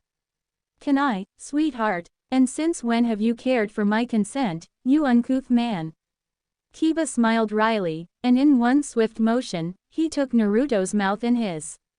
Naruto immediately felt a warmth erupt from the center of her being, and she shivered yet again, this time in want. Her arms wrapped around Kiba's neck to pull him closer, and he eagerly obeyed. They kissed passionately and fiercely like there was no tomorrow. Their lips moved in sync with each other's, and only when the need to breathe became inevitable did they part. Kiba stared lovingly down at the flushed Naruto, who was gazing back at him with two big cerulean eyes. I love you, Naruto. Kiba took Naruto's lower lip and gently nibbled at it. The whispery sigh that came out of her made him go hard. He wanted more, needed more. Kiba licked Naruto's lips, begging entrance. Naruto quickly granted him his wish and soon they were having a battle of dominance with their tongues. Unable to stop himself, Kiba brought a hand up and cupped one of Naruto's, and the blonde groaned. She instinctively shifted so the man could have better access, and Kiba chuckled. Isn't it kind of hot here, love? The man whispered, making teasing circles around her with his palm. He saw how Naruto's cheeks were flushed with red, how her eyes were rolled towards the back of her head, how her hands clutched desperately at the grass on the ground. God, she was so beautiful. Kiba dipped his head and licked Naruto's ear, smiling at her meow of pleasure. Well, yes, yes, she whispered. Please, Kiba, please. Hearing her begging plea made Kiba's want become even harder still, and he wasted no time. Bending his head so he could kiss Naruto's throat while he worked with her clothes, Kiba quickly unzipped Naruto's jacket, revealing a thin shirt. Two hard nipple impressions were apparent against the t-shirt's gossamer front, and Kiba's eyes misted over with desire. You didn't wear a bra today. Naruto, drowning as she was in lust, still heard the amused inflection in Kiba's voice, and the blonde replied back as sassily as she could in that state of mind, well so what if I didn't feel like wearing one this morning? Kiba grinned. You liar. You hoped that we'd be doing this kind of stuff today, didn't you? Not bothering to hear Naruto's response, Kiba promptly took the bottom of her shirt and lifted it up, revealing two luscious that were hard with yearning. He groaned. Oh Naruto, you're so beautiful. Naruto whimpered as she felt Kiba envelop one of her nipples with his lips. She tore at the grass and twisted in pleasure. The blonde now felt a searing hot flame burning away in between her legs, and she moaned. Kiba, Kiba. He then took her nipple out of his mouth and sat up, straddling the blonde. Naruto involuntarily let out a short cry as she felt Kiba's hard knee press against her want, and she panted. K Kiba, Naruto whispered. Her cerulean eyes, which had been closed the whole time, snapped open, and a maelstrom of emotions swirled in their ocean depths. Please, Kiba, he laughed at her lust. Someone's a little horny today. Kiba played with the waistband of Naruto's pants. Is this what you want me to take off? The man emphasized the last four words by sweetly kissing Naruto's between each word. Yes, yes. Kiba didn't wait for another invitation. He slipped his hands inside of her pants, and he smugly smiled as he felt how wet her undergarments were.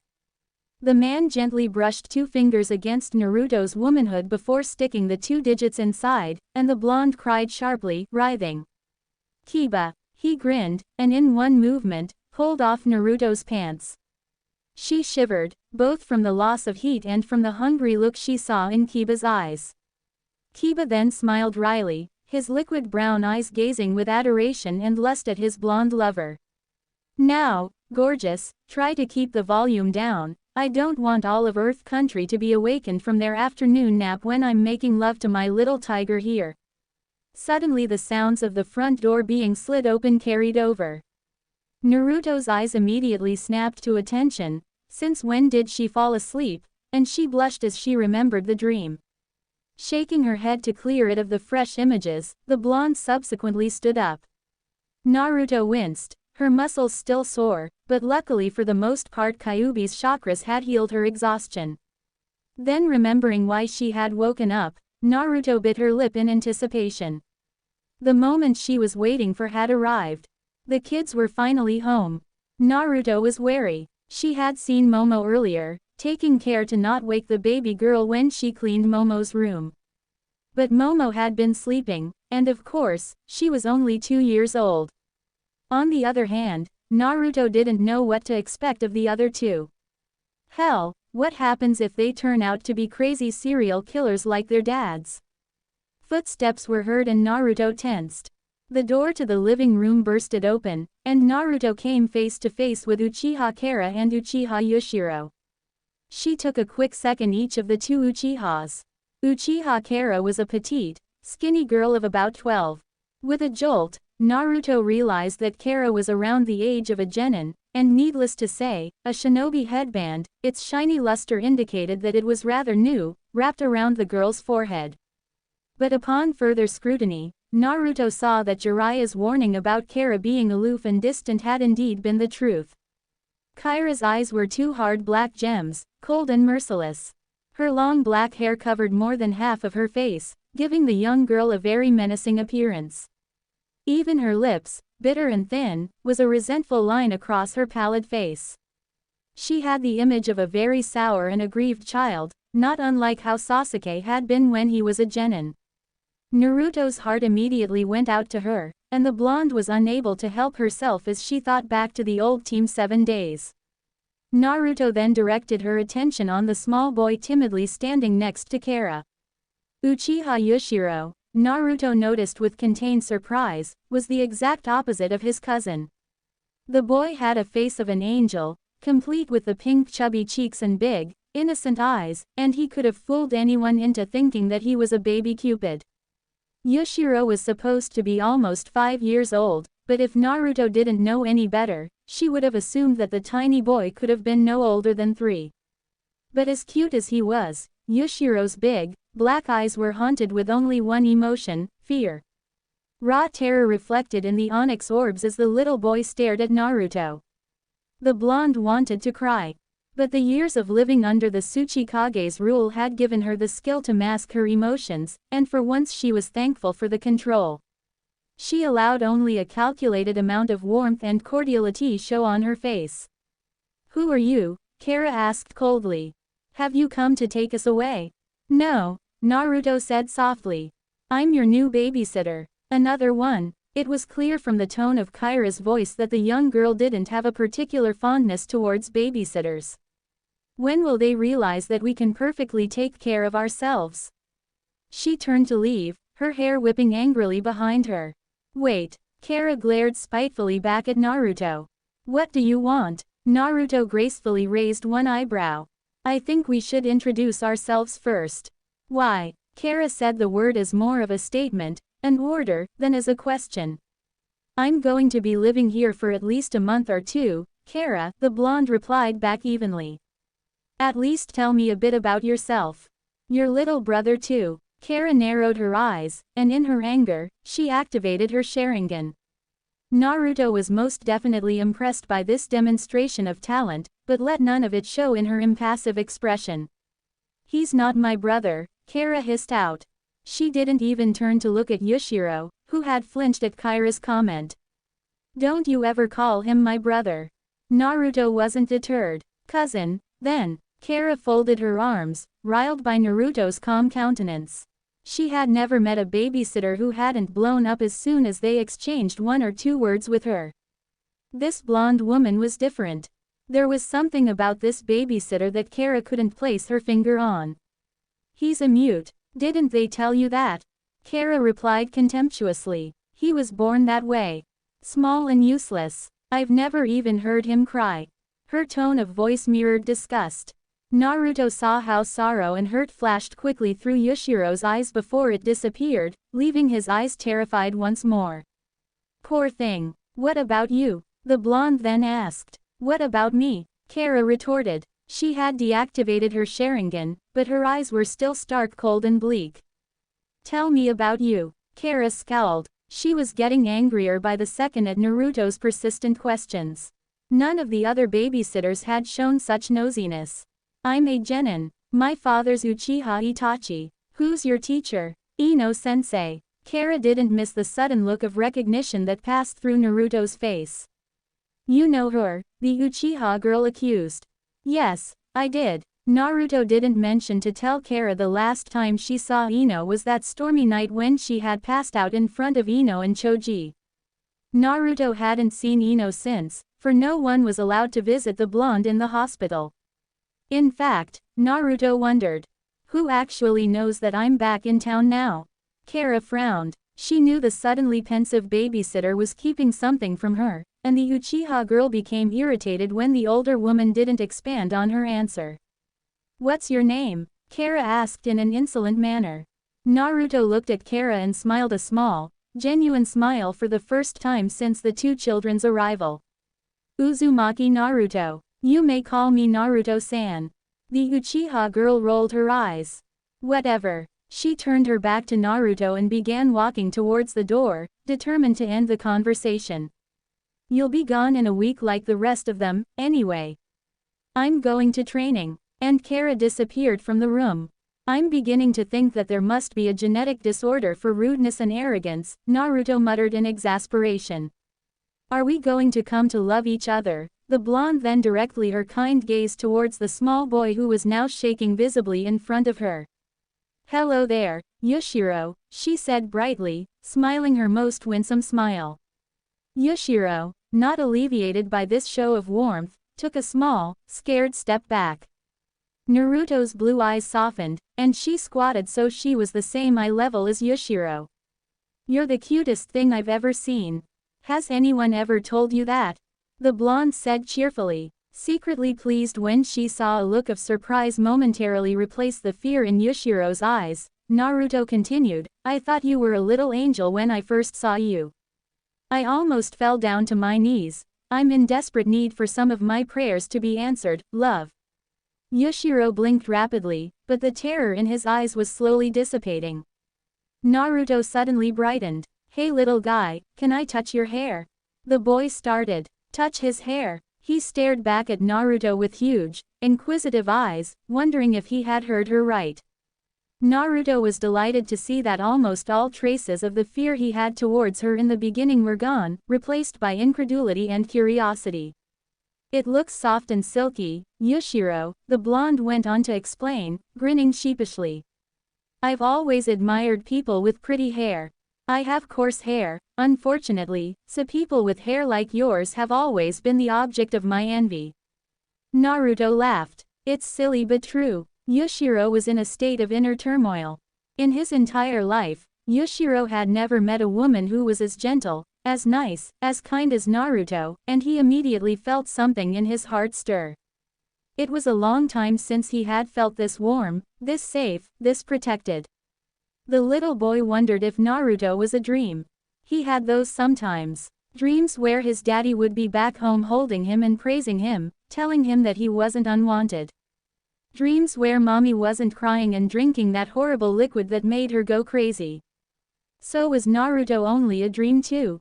Good things, Yoshiro had concluded and accepted long ago, weren't real, and the little boy realized with a pang that Naruto was a good thing. Upon such a revelation, whatever warm fuzzy feelings Yoshiro had started to feel was soon crushed again by hurt and sorrow. Naruto saw the little boy's face fall, and the blonde thought it was because of her request to stroke his hair. Oh, sweetie, don't cry. I'm sorry, I didn't mean to force you into anything.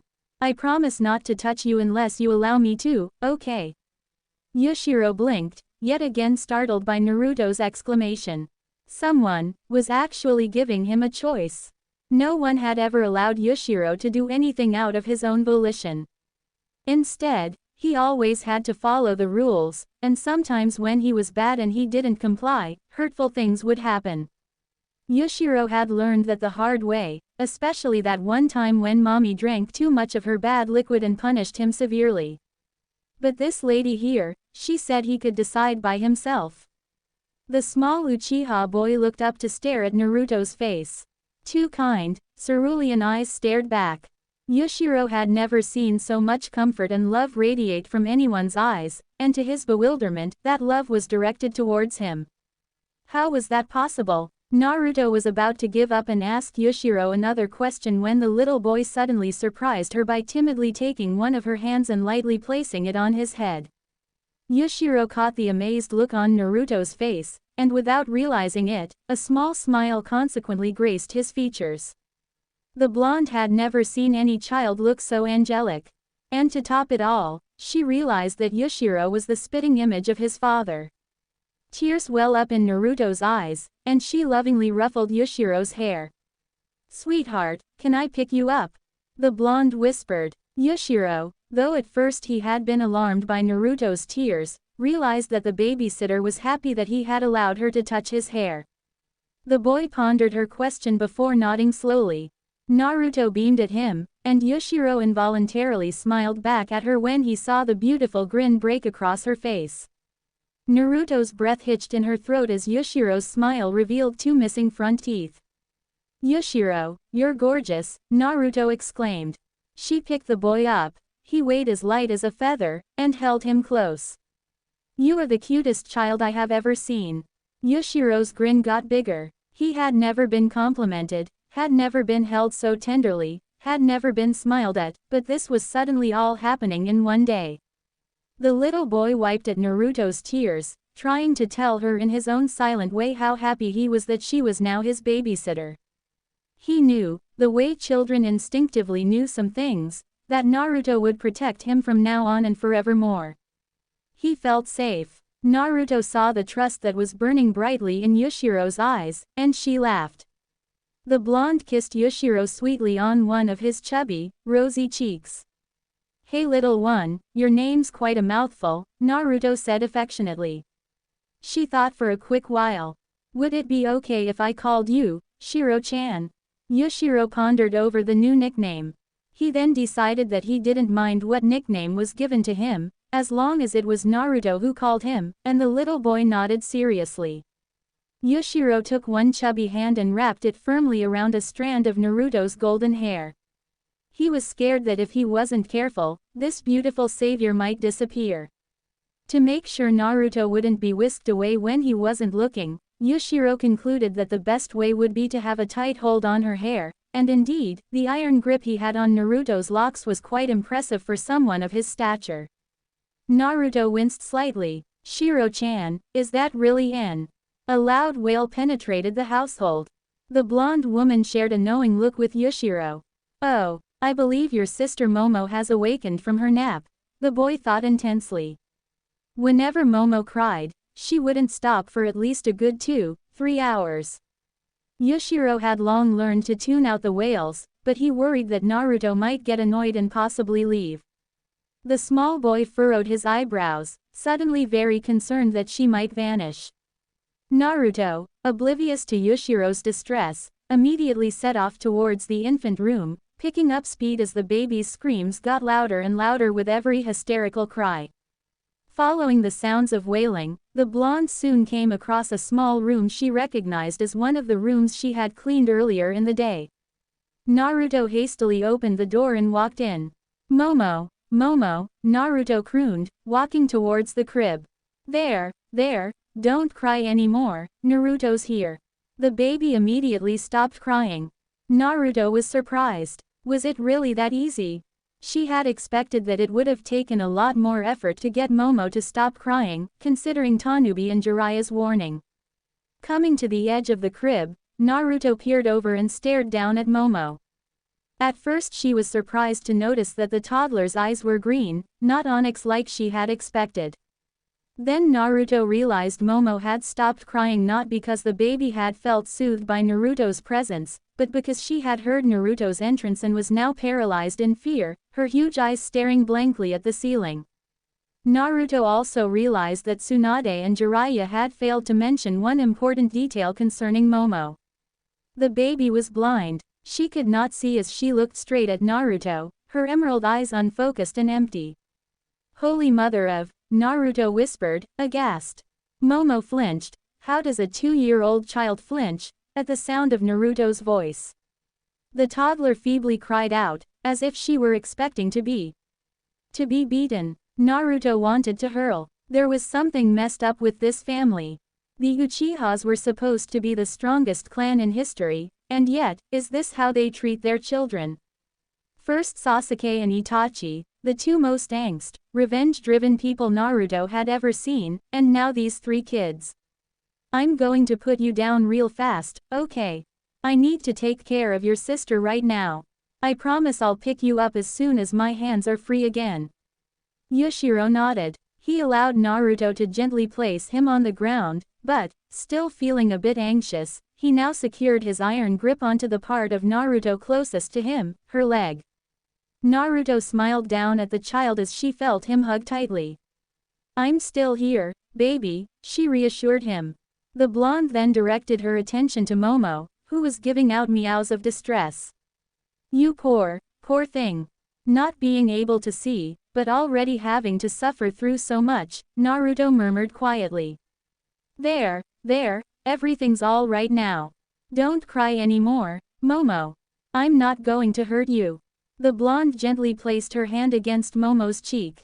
Momo immediately winced, a terrified look on her face. Shish, Naruto soothed. It's okay, it's all right, and the blonde continued to gently stroke Momo's cheeks. She stroked softly and reassuringly, and eventually the baby's soft cries were beginning to die down.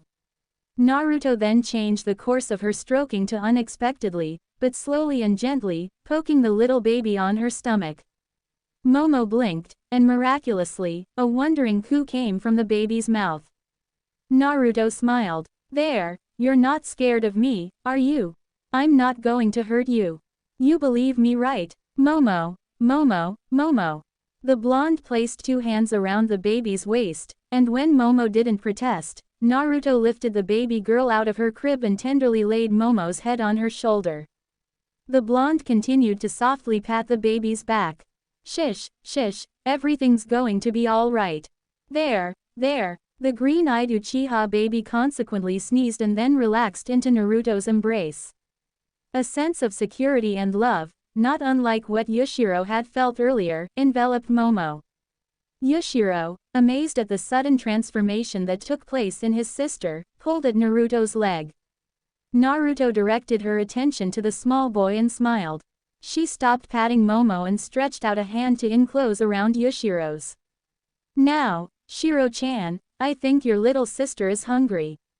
How about we get a late afternoon snack, It didn't matter what they did. As long as his beautiful savior was with him, Yushiro was willing to do anything.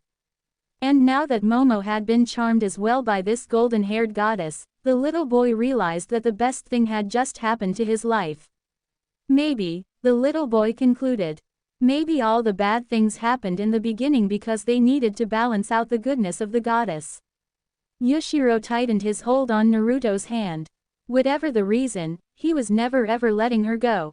Naruto smiled at the boy. What are you thinking so intensely about, you little angel? Come on, bring me to the kitchen, Shiro-chan. I've yet to memorize my way around here. The little Uchiha boy couldn't be happier to comply. Is this what you eat around here? Naruto asked, exasperated. Tomatoes. She saw the suddenly terrified look that flashed through Yushiro's face, and the blonde hastily backtracked. No, that's not what I meant. Oh Shiro, I'm not mad at you. It's just, I really don't like tomatoes. Yushiro furrowed his eyebrows, perplexed. If the goddess wasn't mad at him, then why did she sound it? Naruto, who had went back to frowning and pouting, stared with dismay at the open refrigerator door. The only thing evident in the refrigerator was mountains and mountains of tomatoes, and the blonde subsequently groaned. It was one thing to be a health freak, but this was too much. This is horrible. Naruto took out a tomato with the hand that wasn't holding onto Momo. Tomatoes are disgusting. Yushiro nodded fiercely, still not understanding Naruto's distress but trying his best to assuage her. He personally didn't see anything wrong with tomatoes. In fact, he had been eating them ever since he could remember. But if the goddess didn't like them, then they had to be bad. I mean, they're not even vegetables. They're fruits. Naruto paused. You know what would be good right now, Shiro-chan.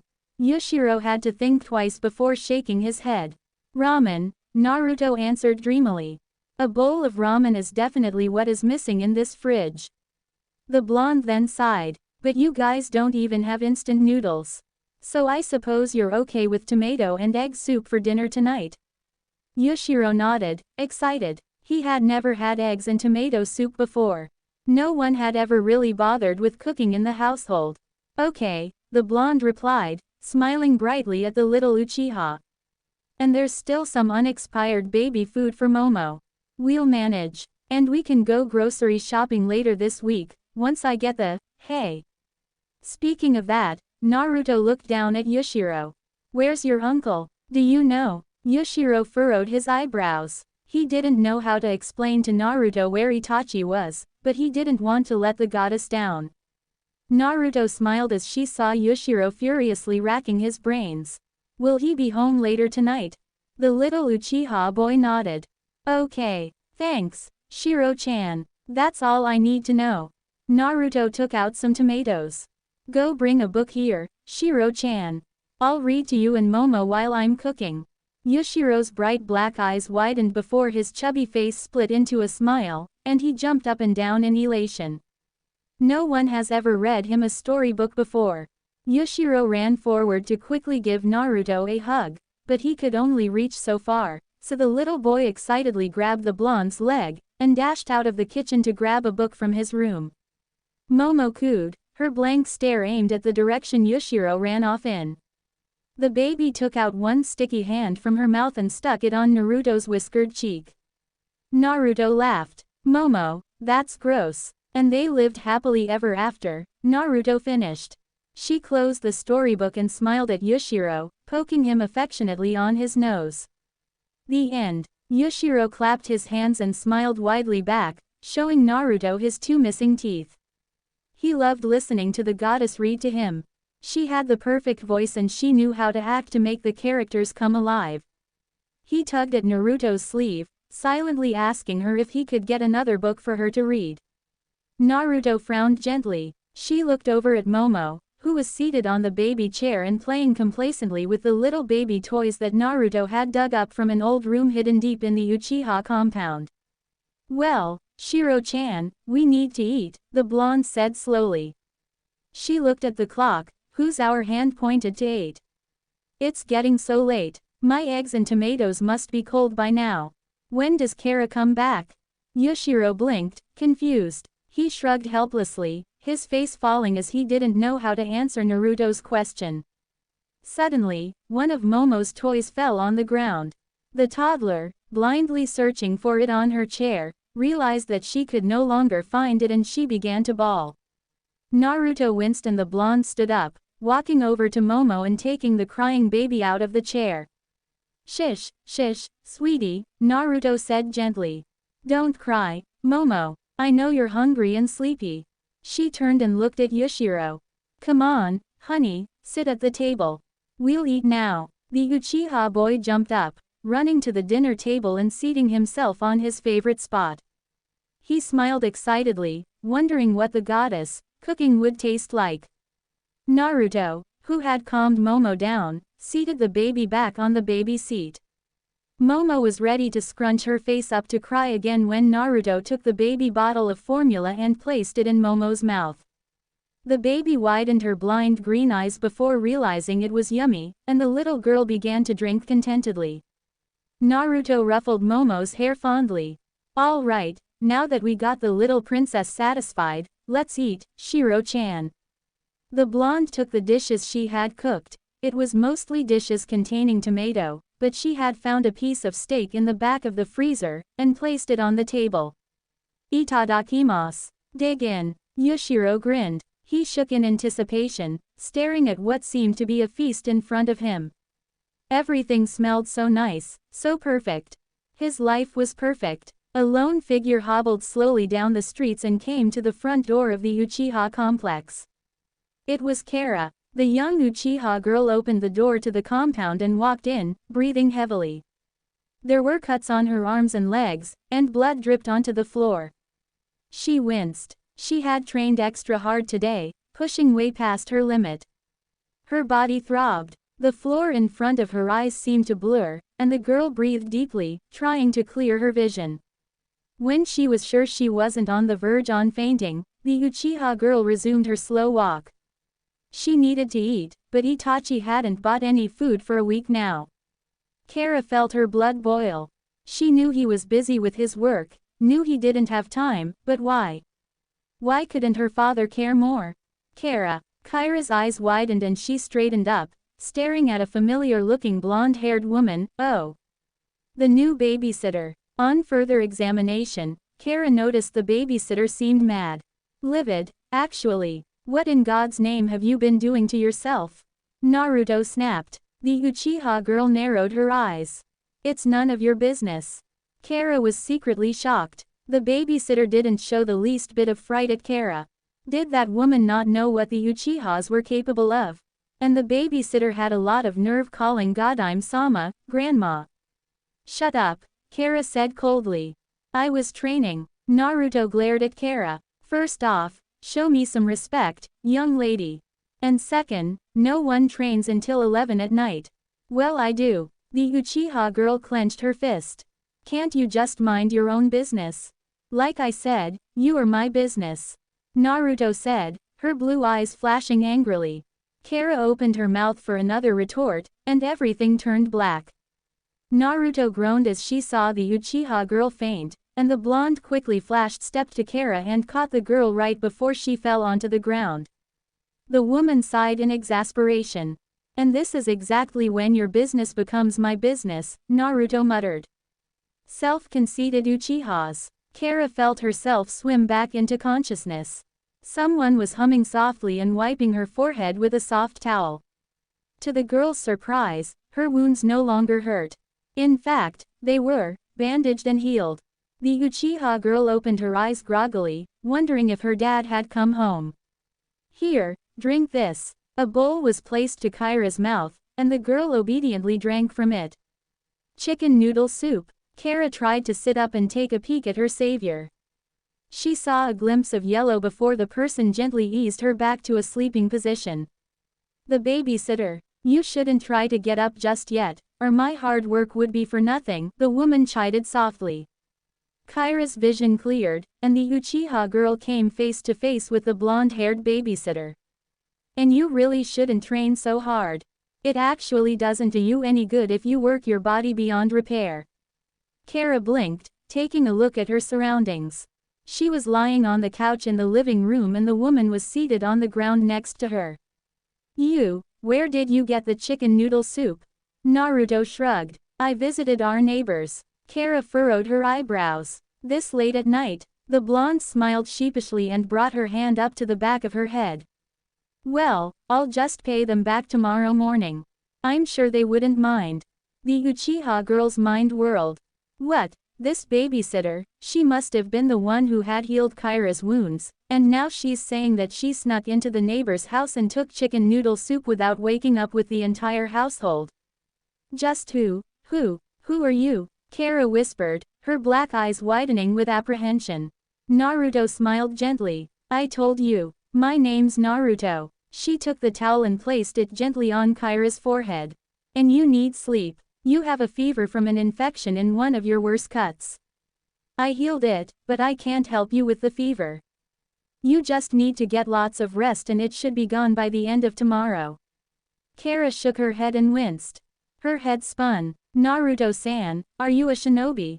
Here, Take some of these pills. It'll clear your head. Naruto placed the pills to Kyra's mouth and prodded the girl to swallow some. Better. Kara nodded. She tried to sit up again. Naruto didn't stop her this time but instead helped the young girl into a sitting position. The Uchiha girl blushed and muttered something incoherent, but Naruto knew it was a quick, thanks. You're welcome, Naruto said brightly, smiling. Now, will you tell me why you're training so hard? It better be a good reason. The blonde narrowed her eyes playfully. I'm still deciding whether to ground you for life or till the turn of the century. Kara scowled back. You're not the boss of me. But it was an empty threat and both of them knew it. I don't wish to say. Naruto gracefully raised an eyebrow. If you tell me, I'll answer your question. Kara snapped to attention. You mean it? On my word. The Uchiha pondered a bit before staring back at Naruto and said, I want to beat my father. No, that's not what I meant. Kara said defensively, feeling like it was in her honor to back her father. He's just busy, that's all. And that's why you want to beat him, Kara. You want him to acknowledge you. The Uchiha girl looked away. How was it possible for the babysitter to just glance at her and see the deepest secret that she kept in her heart? Kara, look at me. Kara found it impossible to ignore the quiet order, and the girl raised obsidian eyes to stare into orbs of blue. Warmth and love shimmered from their ocean depths, and to Kyra's confusion, she felt safe and protected. For once in her life, she felt she could place her trust in someone. He loves you very much, Naruto said tenderly, putting her hand under Kyra's chin and raising the girl's head so she could see that everything Naruto said was the genuine truth. Itachi's not very good at showing his emotions. It's not in him to do that. But he does love you. And damned it be if he's not proud of you.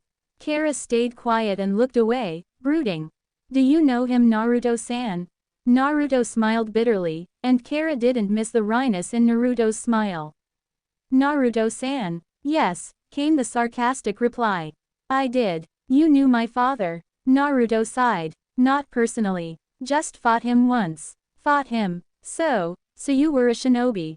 Yes, I was. Naruto's voice turned harsh. Kara knew it hurt Naruto to ask, but her curiosity wouldn't allow her to stop. And Sasuke-san? There was a dead silence. No, I do not know him. Oh, Kara saw the vacancy in Naruto's eyes. I'm sorry. Naruto perked up. Excuse me. The blonde blinked, and emotion flooded back into the ocean depths. Kara, did you just say?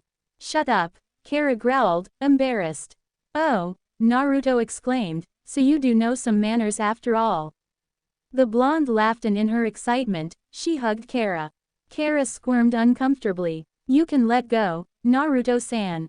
She wasn't used to physical contact with anyone unless it was on the battlefield. And feelings of endearment and love were just beyond her. You're hurting me, liar. Naruto let go of the blushing child and beamed. I fixed your wounds to the best of my ability and I know they're completely healed. Kara narrowed her eyes, considering Naruto's comment. Then, Naruto-san, just what level of shinobi are you? Good enough, I suppose. Like, teaching-wise. Now it was Naruto's turn to narrow her eyes. She had caught the inflection in Kyra's voice, and she knew what the girl wanted to ask her. Yes. The blonde went on before the girl could say any more. If you want me to train you, I'll be willing to comply. But you have to follow my orders, even if it goes against every Uchiha fiber in your body. That is my ultimatum. Is it a deal? Kara scowled. She knew Naruto had won this battle, but her pride wouldn't allow her to acknowledge her loss. Kara, okay, Kara snapped. Okay, sensei, Naruto corrected in amusement. Kara glared at Naruto with sharp black eyes before blowing out a breath and saying, okay, Naruto-sensei. There we go, the blonde said happily. Now we're on good terms. HN. Don't HN me, young lady. Naruto frowned before remembering something. Oh, you need to eat. Give me a second, Kara-chan. The blonde subsequently disappeared from the room, giving Kara the time to think over everything that happened in this short while. Naruto-sensei was different. Not just from the other babysitters, Kara realized, but also different when compared to the rest of the world. Kara had met bubbly and friendly people before, those people irked her to no end, but Naruto's happiness did not come completely out of innocence. Kara could feel a barrier of sorrow and alienation from Naruto that reminded her of herself. And the fact that Naruto could use her happiness to cover the anguish in her, Kara couldn't understand. Was Naruto-sensei that strong? Was Naruto-sensei so emotionally wired that she was able to be happy and connect to other people even when it seemed like she was in so much pain? Naruto-sensei was charismatic. She made Kara feel loved, warmed. A feeling that Kara hadn't felt in so long. The Uchiha girl furrowed her eyebrows. But what was it about Naruto that gave Kara such a shiver of fear? What was this dark secret that she could feel resonating from Naruto that gave Kara such a stark terror? Oi! Naruto tilted her head and held the tray of food in front of Kara. What horrible things are you thinking of there? I've never seen anyone make such a sour face, Kara. Kara scowled, breaking out of her reverie. Nothing. The girl then realized the buffet of food Naruto was holding in front of her. You guys went out to eat? No, Naruto said, insulted. I cooked. It's important for a kunoichi to know how to cook. Kara widened her eyes in amazement. But this food, indeed, Naruto had spoken the truth, for every dish contained tomatoes except for one. Where'd you get the steak? It was in the back of the freezer. Luckily, it hadn't expired yet. Naruto placed the tray down on a small coffee table. Can you tell me why there are so many tomatoes? Shiro-chan couldn't explain it to me. Kara looked at Naruto. Shiro-chan. Oh yeah, the blonde woman said, smiling. Who named him, seriously? He's not scared of you. Well, he was, but not anymore, I hope. Naruto gave Kara chopsticks and a bowl of rice. Eat. Kara took the bowl and chopsticks gratefully from Naruto and began to dig in. She was shocked at how amazing everything tasted. Naruto-sensei, you really cooked all of this? The Uchiha girl said between bites. Yes, Naruto said. She laughed. Just eat. I'll still be here when you're done. Is it good? Kara could only nod. She hadn't tasted such delicious food in so long. She hadn't been treated nicely in so long. She hadn't talked to someone without yelling or being yelled at in so long. To her chagrin, tears began to fall out of Kyra's eyes. Naruto smiled kindly. The blonde took a tissue and wiped at Kyra's tears tenderly. Everything's going to be okay from now on, Kara. You don't need to fight anymore. Thank you, sensei, the girl whispered. Don't thank me, Naruto said softly. She took a seat on the couch next to Kara and hugged her. Thank you for giving me a chance. Naruto noticed that the girl, who had wolfed everything down in her hunger, was done eating. You have quite the appetite. Kara took a napkin from Naruto and wiped her mouth.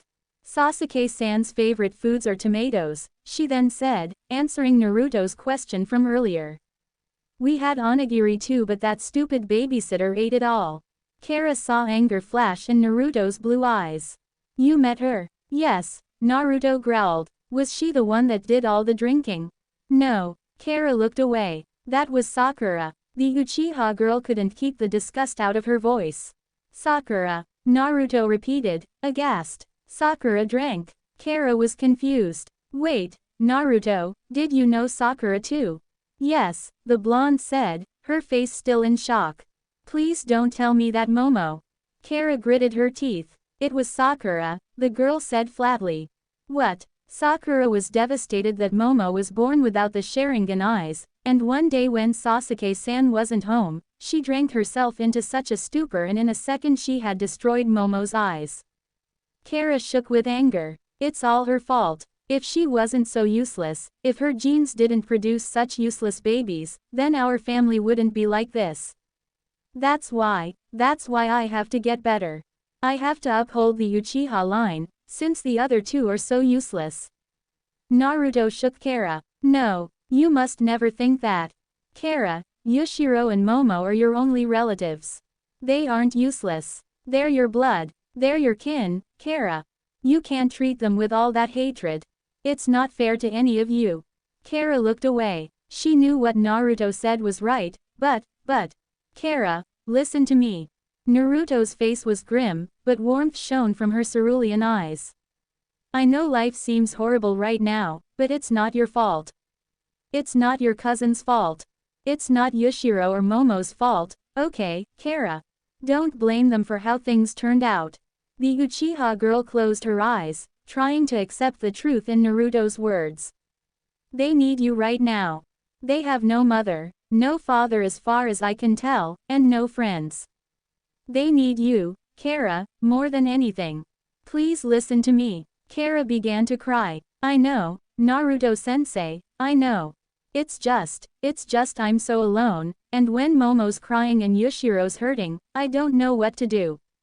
I don't have a mother either, and father's always on missions, and Sasuke-san hates me. In a second, Naruto had Kara in a deep embrace, letting the girl cry into her chest. Huge sobs racked the girl's body, and Naruto knew that Kara had kept all these hateful insecurities inside of herself her entire life. There, baby, there, just let it all out, Naruto whispered. Kara cried harder. I don't know what to do, sensei, I don't know what to do, the Uchiha girl kept repeating those words. I hate myself. And if I hate myself, how can I love Yushiro and Momo? How can I give them love if I don't even know how to love? There are times, sensei, times when I want to kill myself. But I can't, because father's going to be all alone. Father's hurting too. He's hurting the most out of everyone, and I don't know why. Help father, sensei. Can you? Kyra's voice broke at the end of her plea, and the young girl resumed her sobbing. Naruto closed her eyes. Of course, sweetheart. Of course I'll help. I'm here from now on. You'll never be alone anymore. So stop hurting and stop worrying. I'm here for keeps, and I'll never leave. I promise. Kara heard the conviction in Naruto's voice, and she knew Naruto would not break that pledge. And so, the Uchiha girl, finally letting down her barriers, cried in the embrace of the one woman who had finally reached deep into the Uchiha girl's torn soul and warmed her heart. Thank you, sensei, the girl sobbed out. Shish, Naruto crooned, patting Kyra's hair. It's okay now. Everything will be okay. Kara knew, like her two cousins before her that day, things were going to change. And they were going to change for the better. Itachi walked into the compound, hesitant. He had met up with Tsunade and Jiraiya after his mission and they had informed him of a new babysitter that had taken residence in the Uchiha household just today. But this time, instead of just sadly waving him away, Tsunade and Jiraiya had warned Itachi that if the new babysitter were to get hurt, something really horrible going to happen to him and his brother. And Itachi had spent the whole walk home wondering what the hell that was supposed to mean. Opening the door and walking into the living room, Itachi was immediately aware of how clean his house had become. This babysitter was indeed a good one. Probably a shinobi, for only a shinobi would have the energy to clean the huge Uchiha compound. But what shinobi would be willing to babysit the infamous Uchiha children? Everyone with a good sense of mind steered clear of the manor. Then Itachi noticed the two people asleep on the couch of the living room. He first noticed his daughter, Kara, and Itachi felt his heart flame with guilt. Guilt for being such a horrible father. He hated himself for the ways that he treated her, ignored her even, but he did not know any other solution. If she grew attached to him, it would just hurt her more if a day came that Itachi was given a suicide mission. But the remorse that Itachi felt in his heart still stung every time he saw his precious daughter. And finally, turning to the second woman, Itachi was stunned as he recognized the sleeping figure. It was Uzumaki Naruto, the boy who had died 7 ago. But this person here was not a boy. And certainly not dead, if the rise and fall of her chest was any clear indication. She was a beautiful woman, Itachi assented. Her golden hair was free-flowing and lively, curling a little at the ends. It shone with verve, hinting that the woman herself was a very vivacious person. Her build was lithe but lean, the perfect stature of a kunoichi. There was a certain charm about her, full of elegance and charisma, that Itachi knew could draw any man towards her. And, upon activating his Sharingan, Itachi could see traces of the demon fox chakra that was centered in Naruto's being. It was no lie, Uzumaki Naruto was back, as his household's babysitter. Itachi didn't know what to make of this. The Uchiha quietly walked over to the couch. He brought a hand forward, about to place it on Naruto's shoulder, when, faster than lightning, the woman's eyes shot open and she grabbed his outstretched hand in a painful grip. Her bright cerulean eyes were flaming with fury. She stood up silently, but her firm grip on Itachi's hand did not lessen. She threw Itachi's hand aside and walked briskly to the door, blue and red chakra bursting from her body in random spurts. There was no denying that the blonde was livid. "Let's have a talk, shall we?" Itachi took one last look at Kara, who had not awakened from her slumber, and nodded at Naruto. "If you insist." And so Itachi followed an irate Naruto out the door.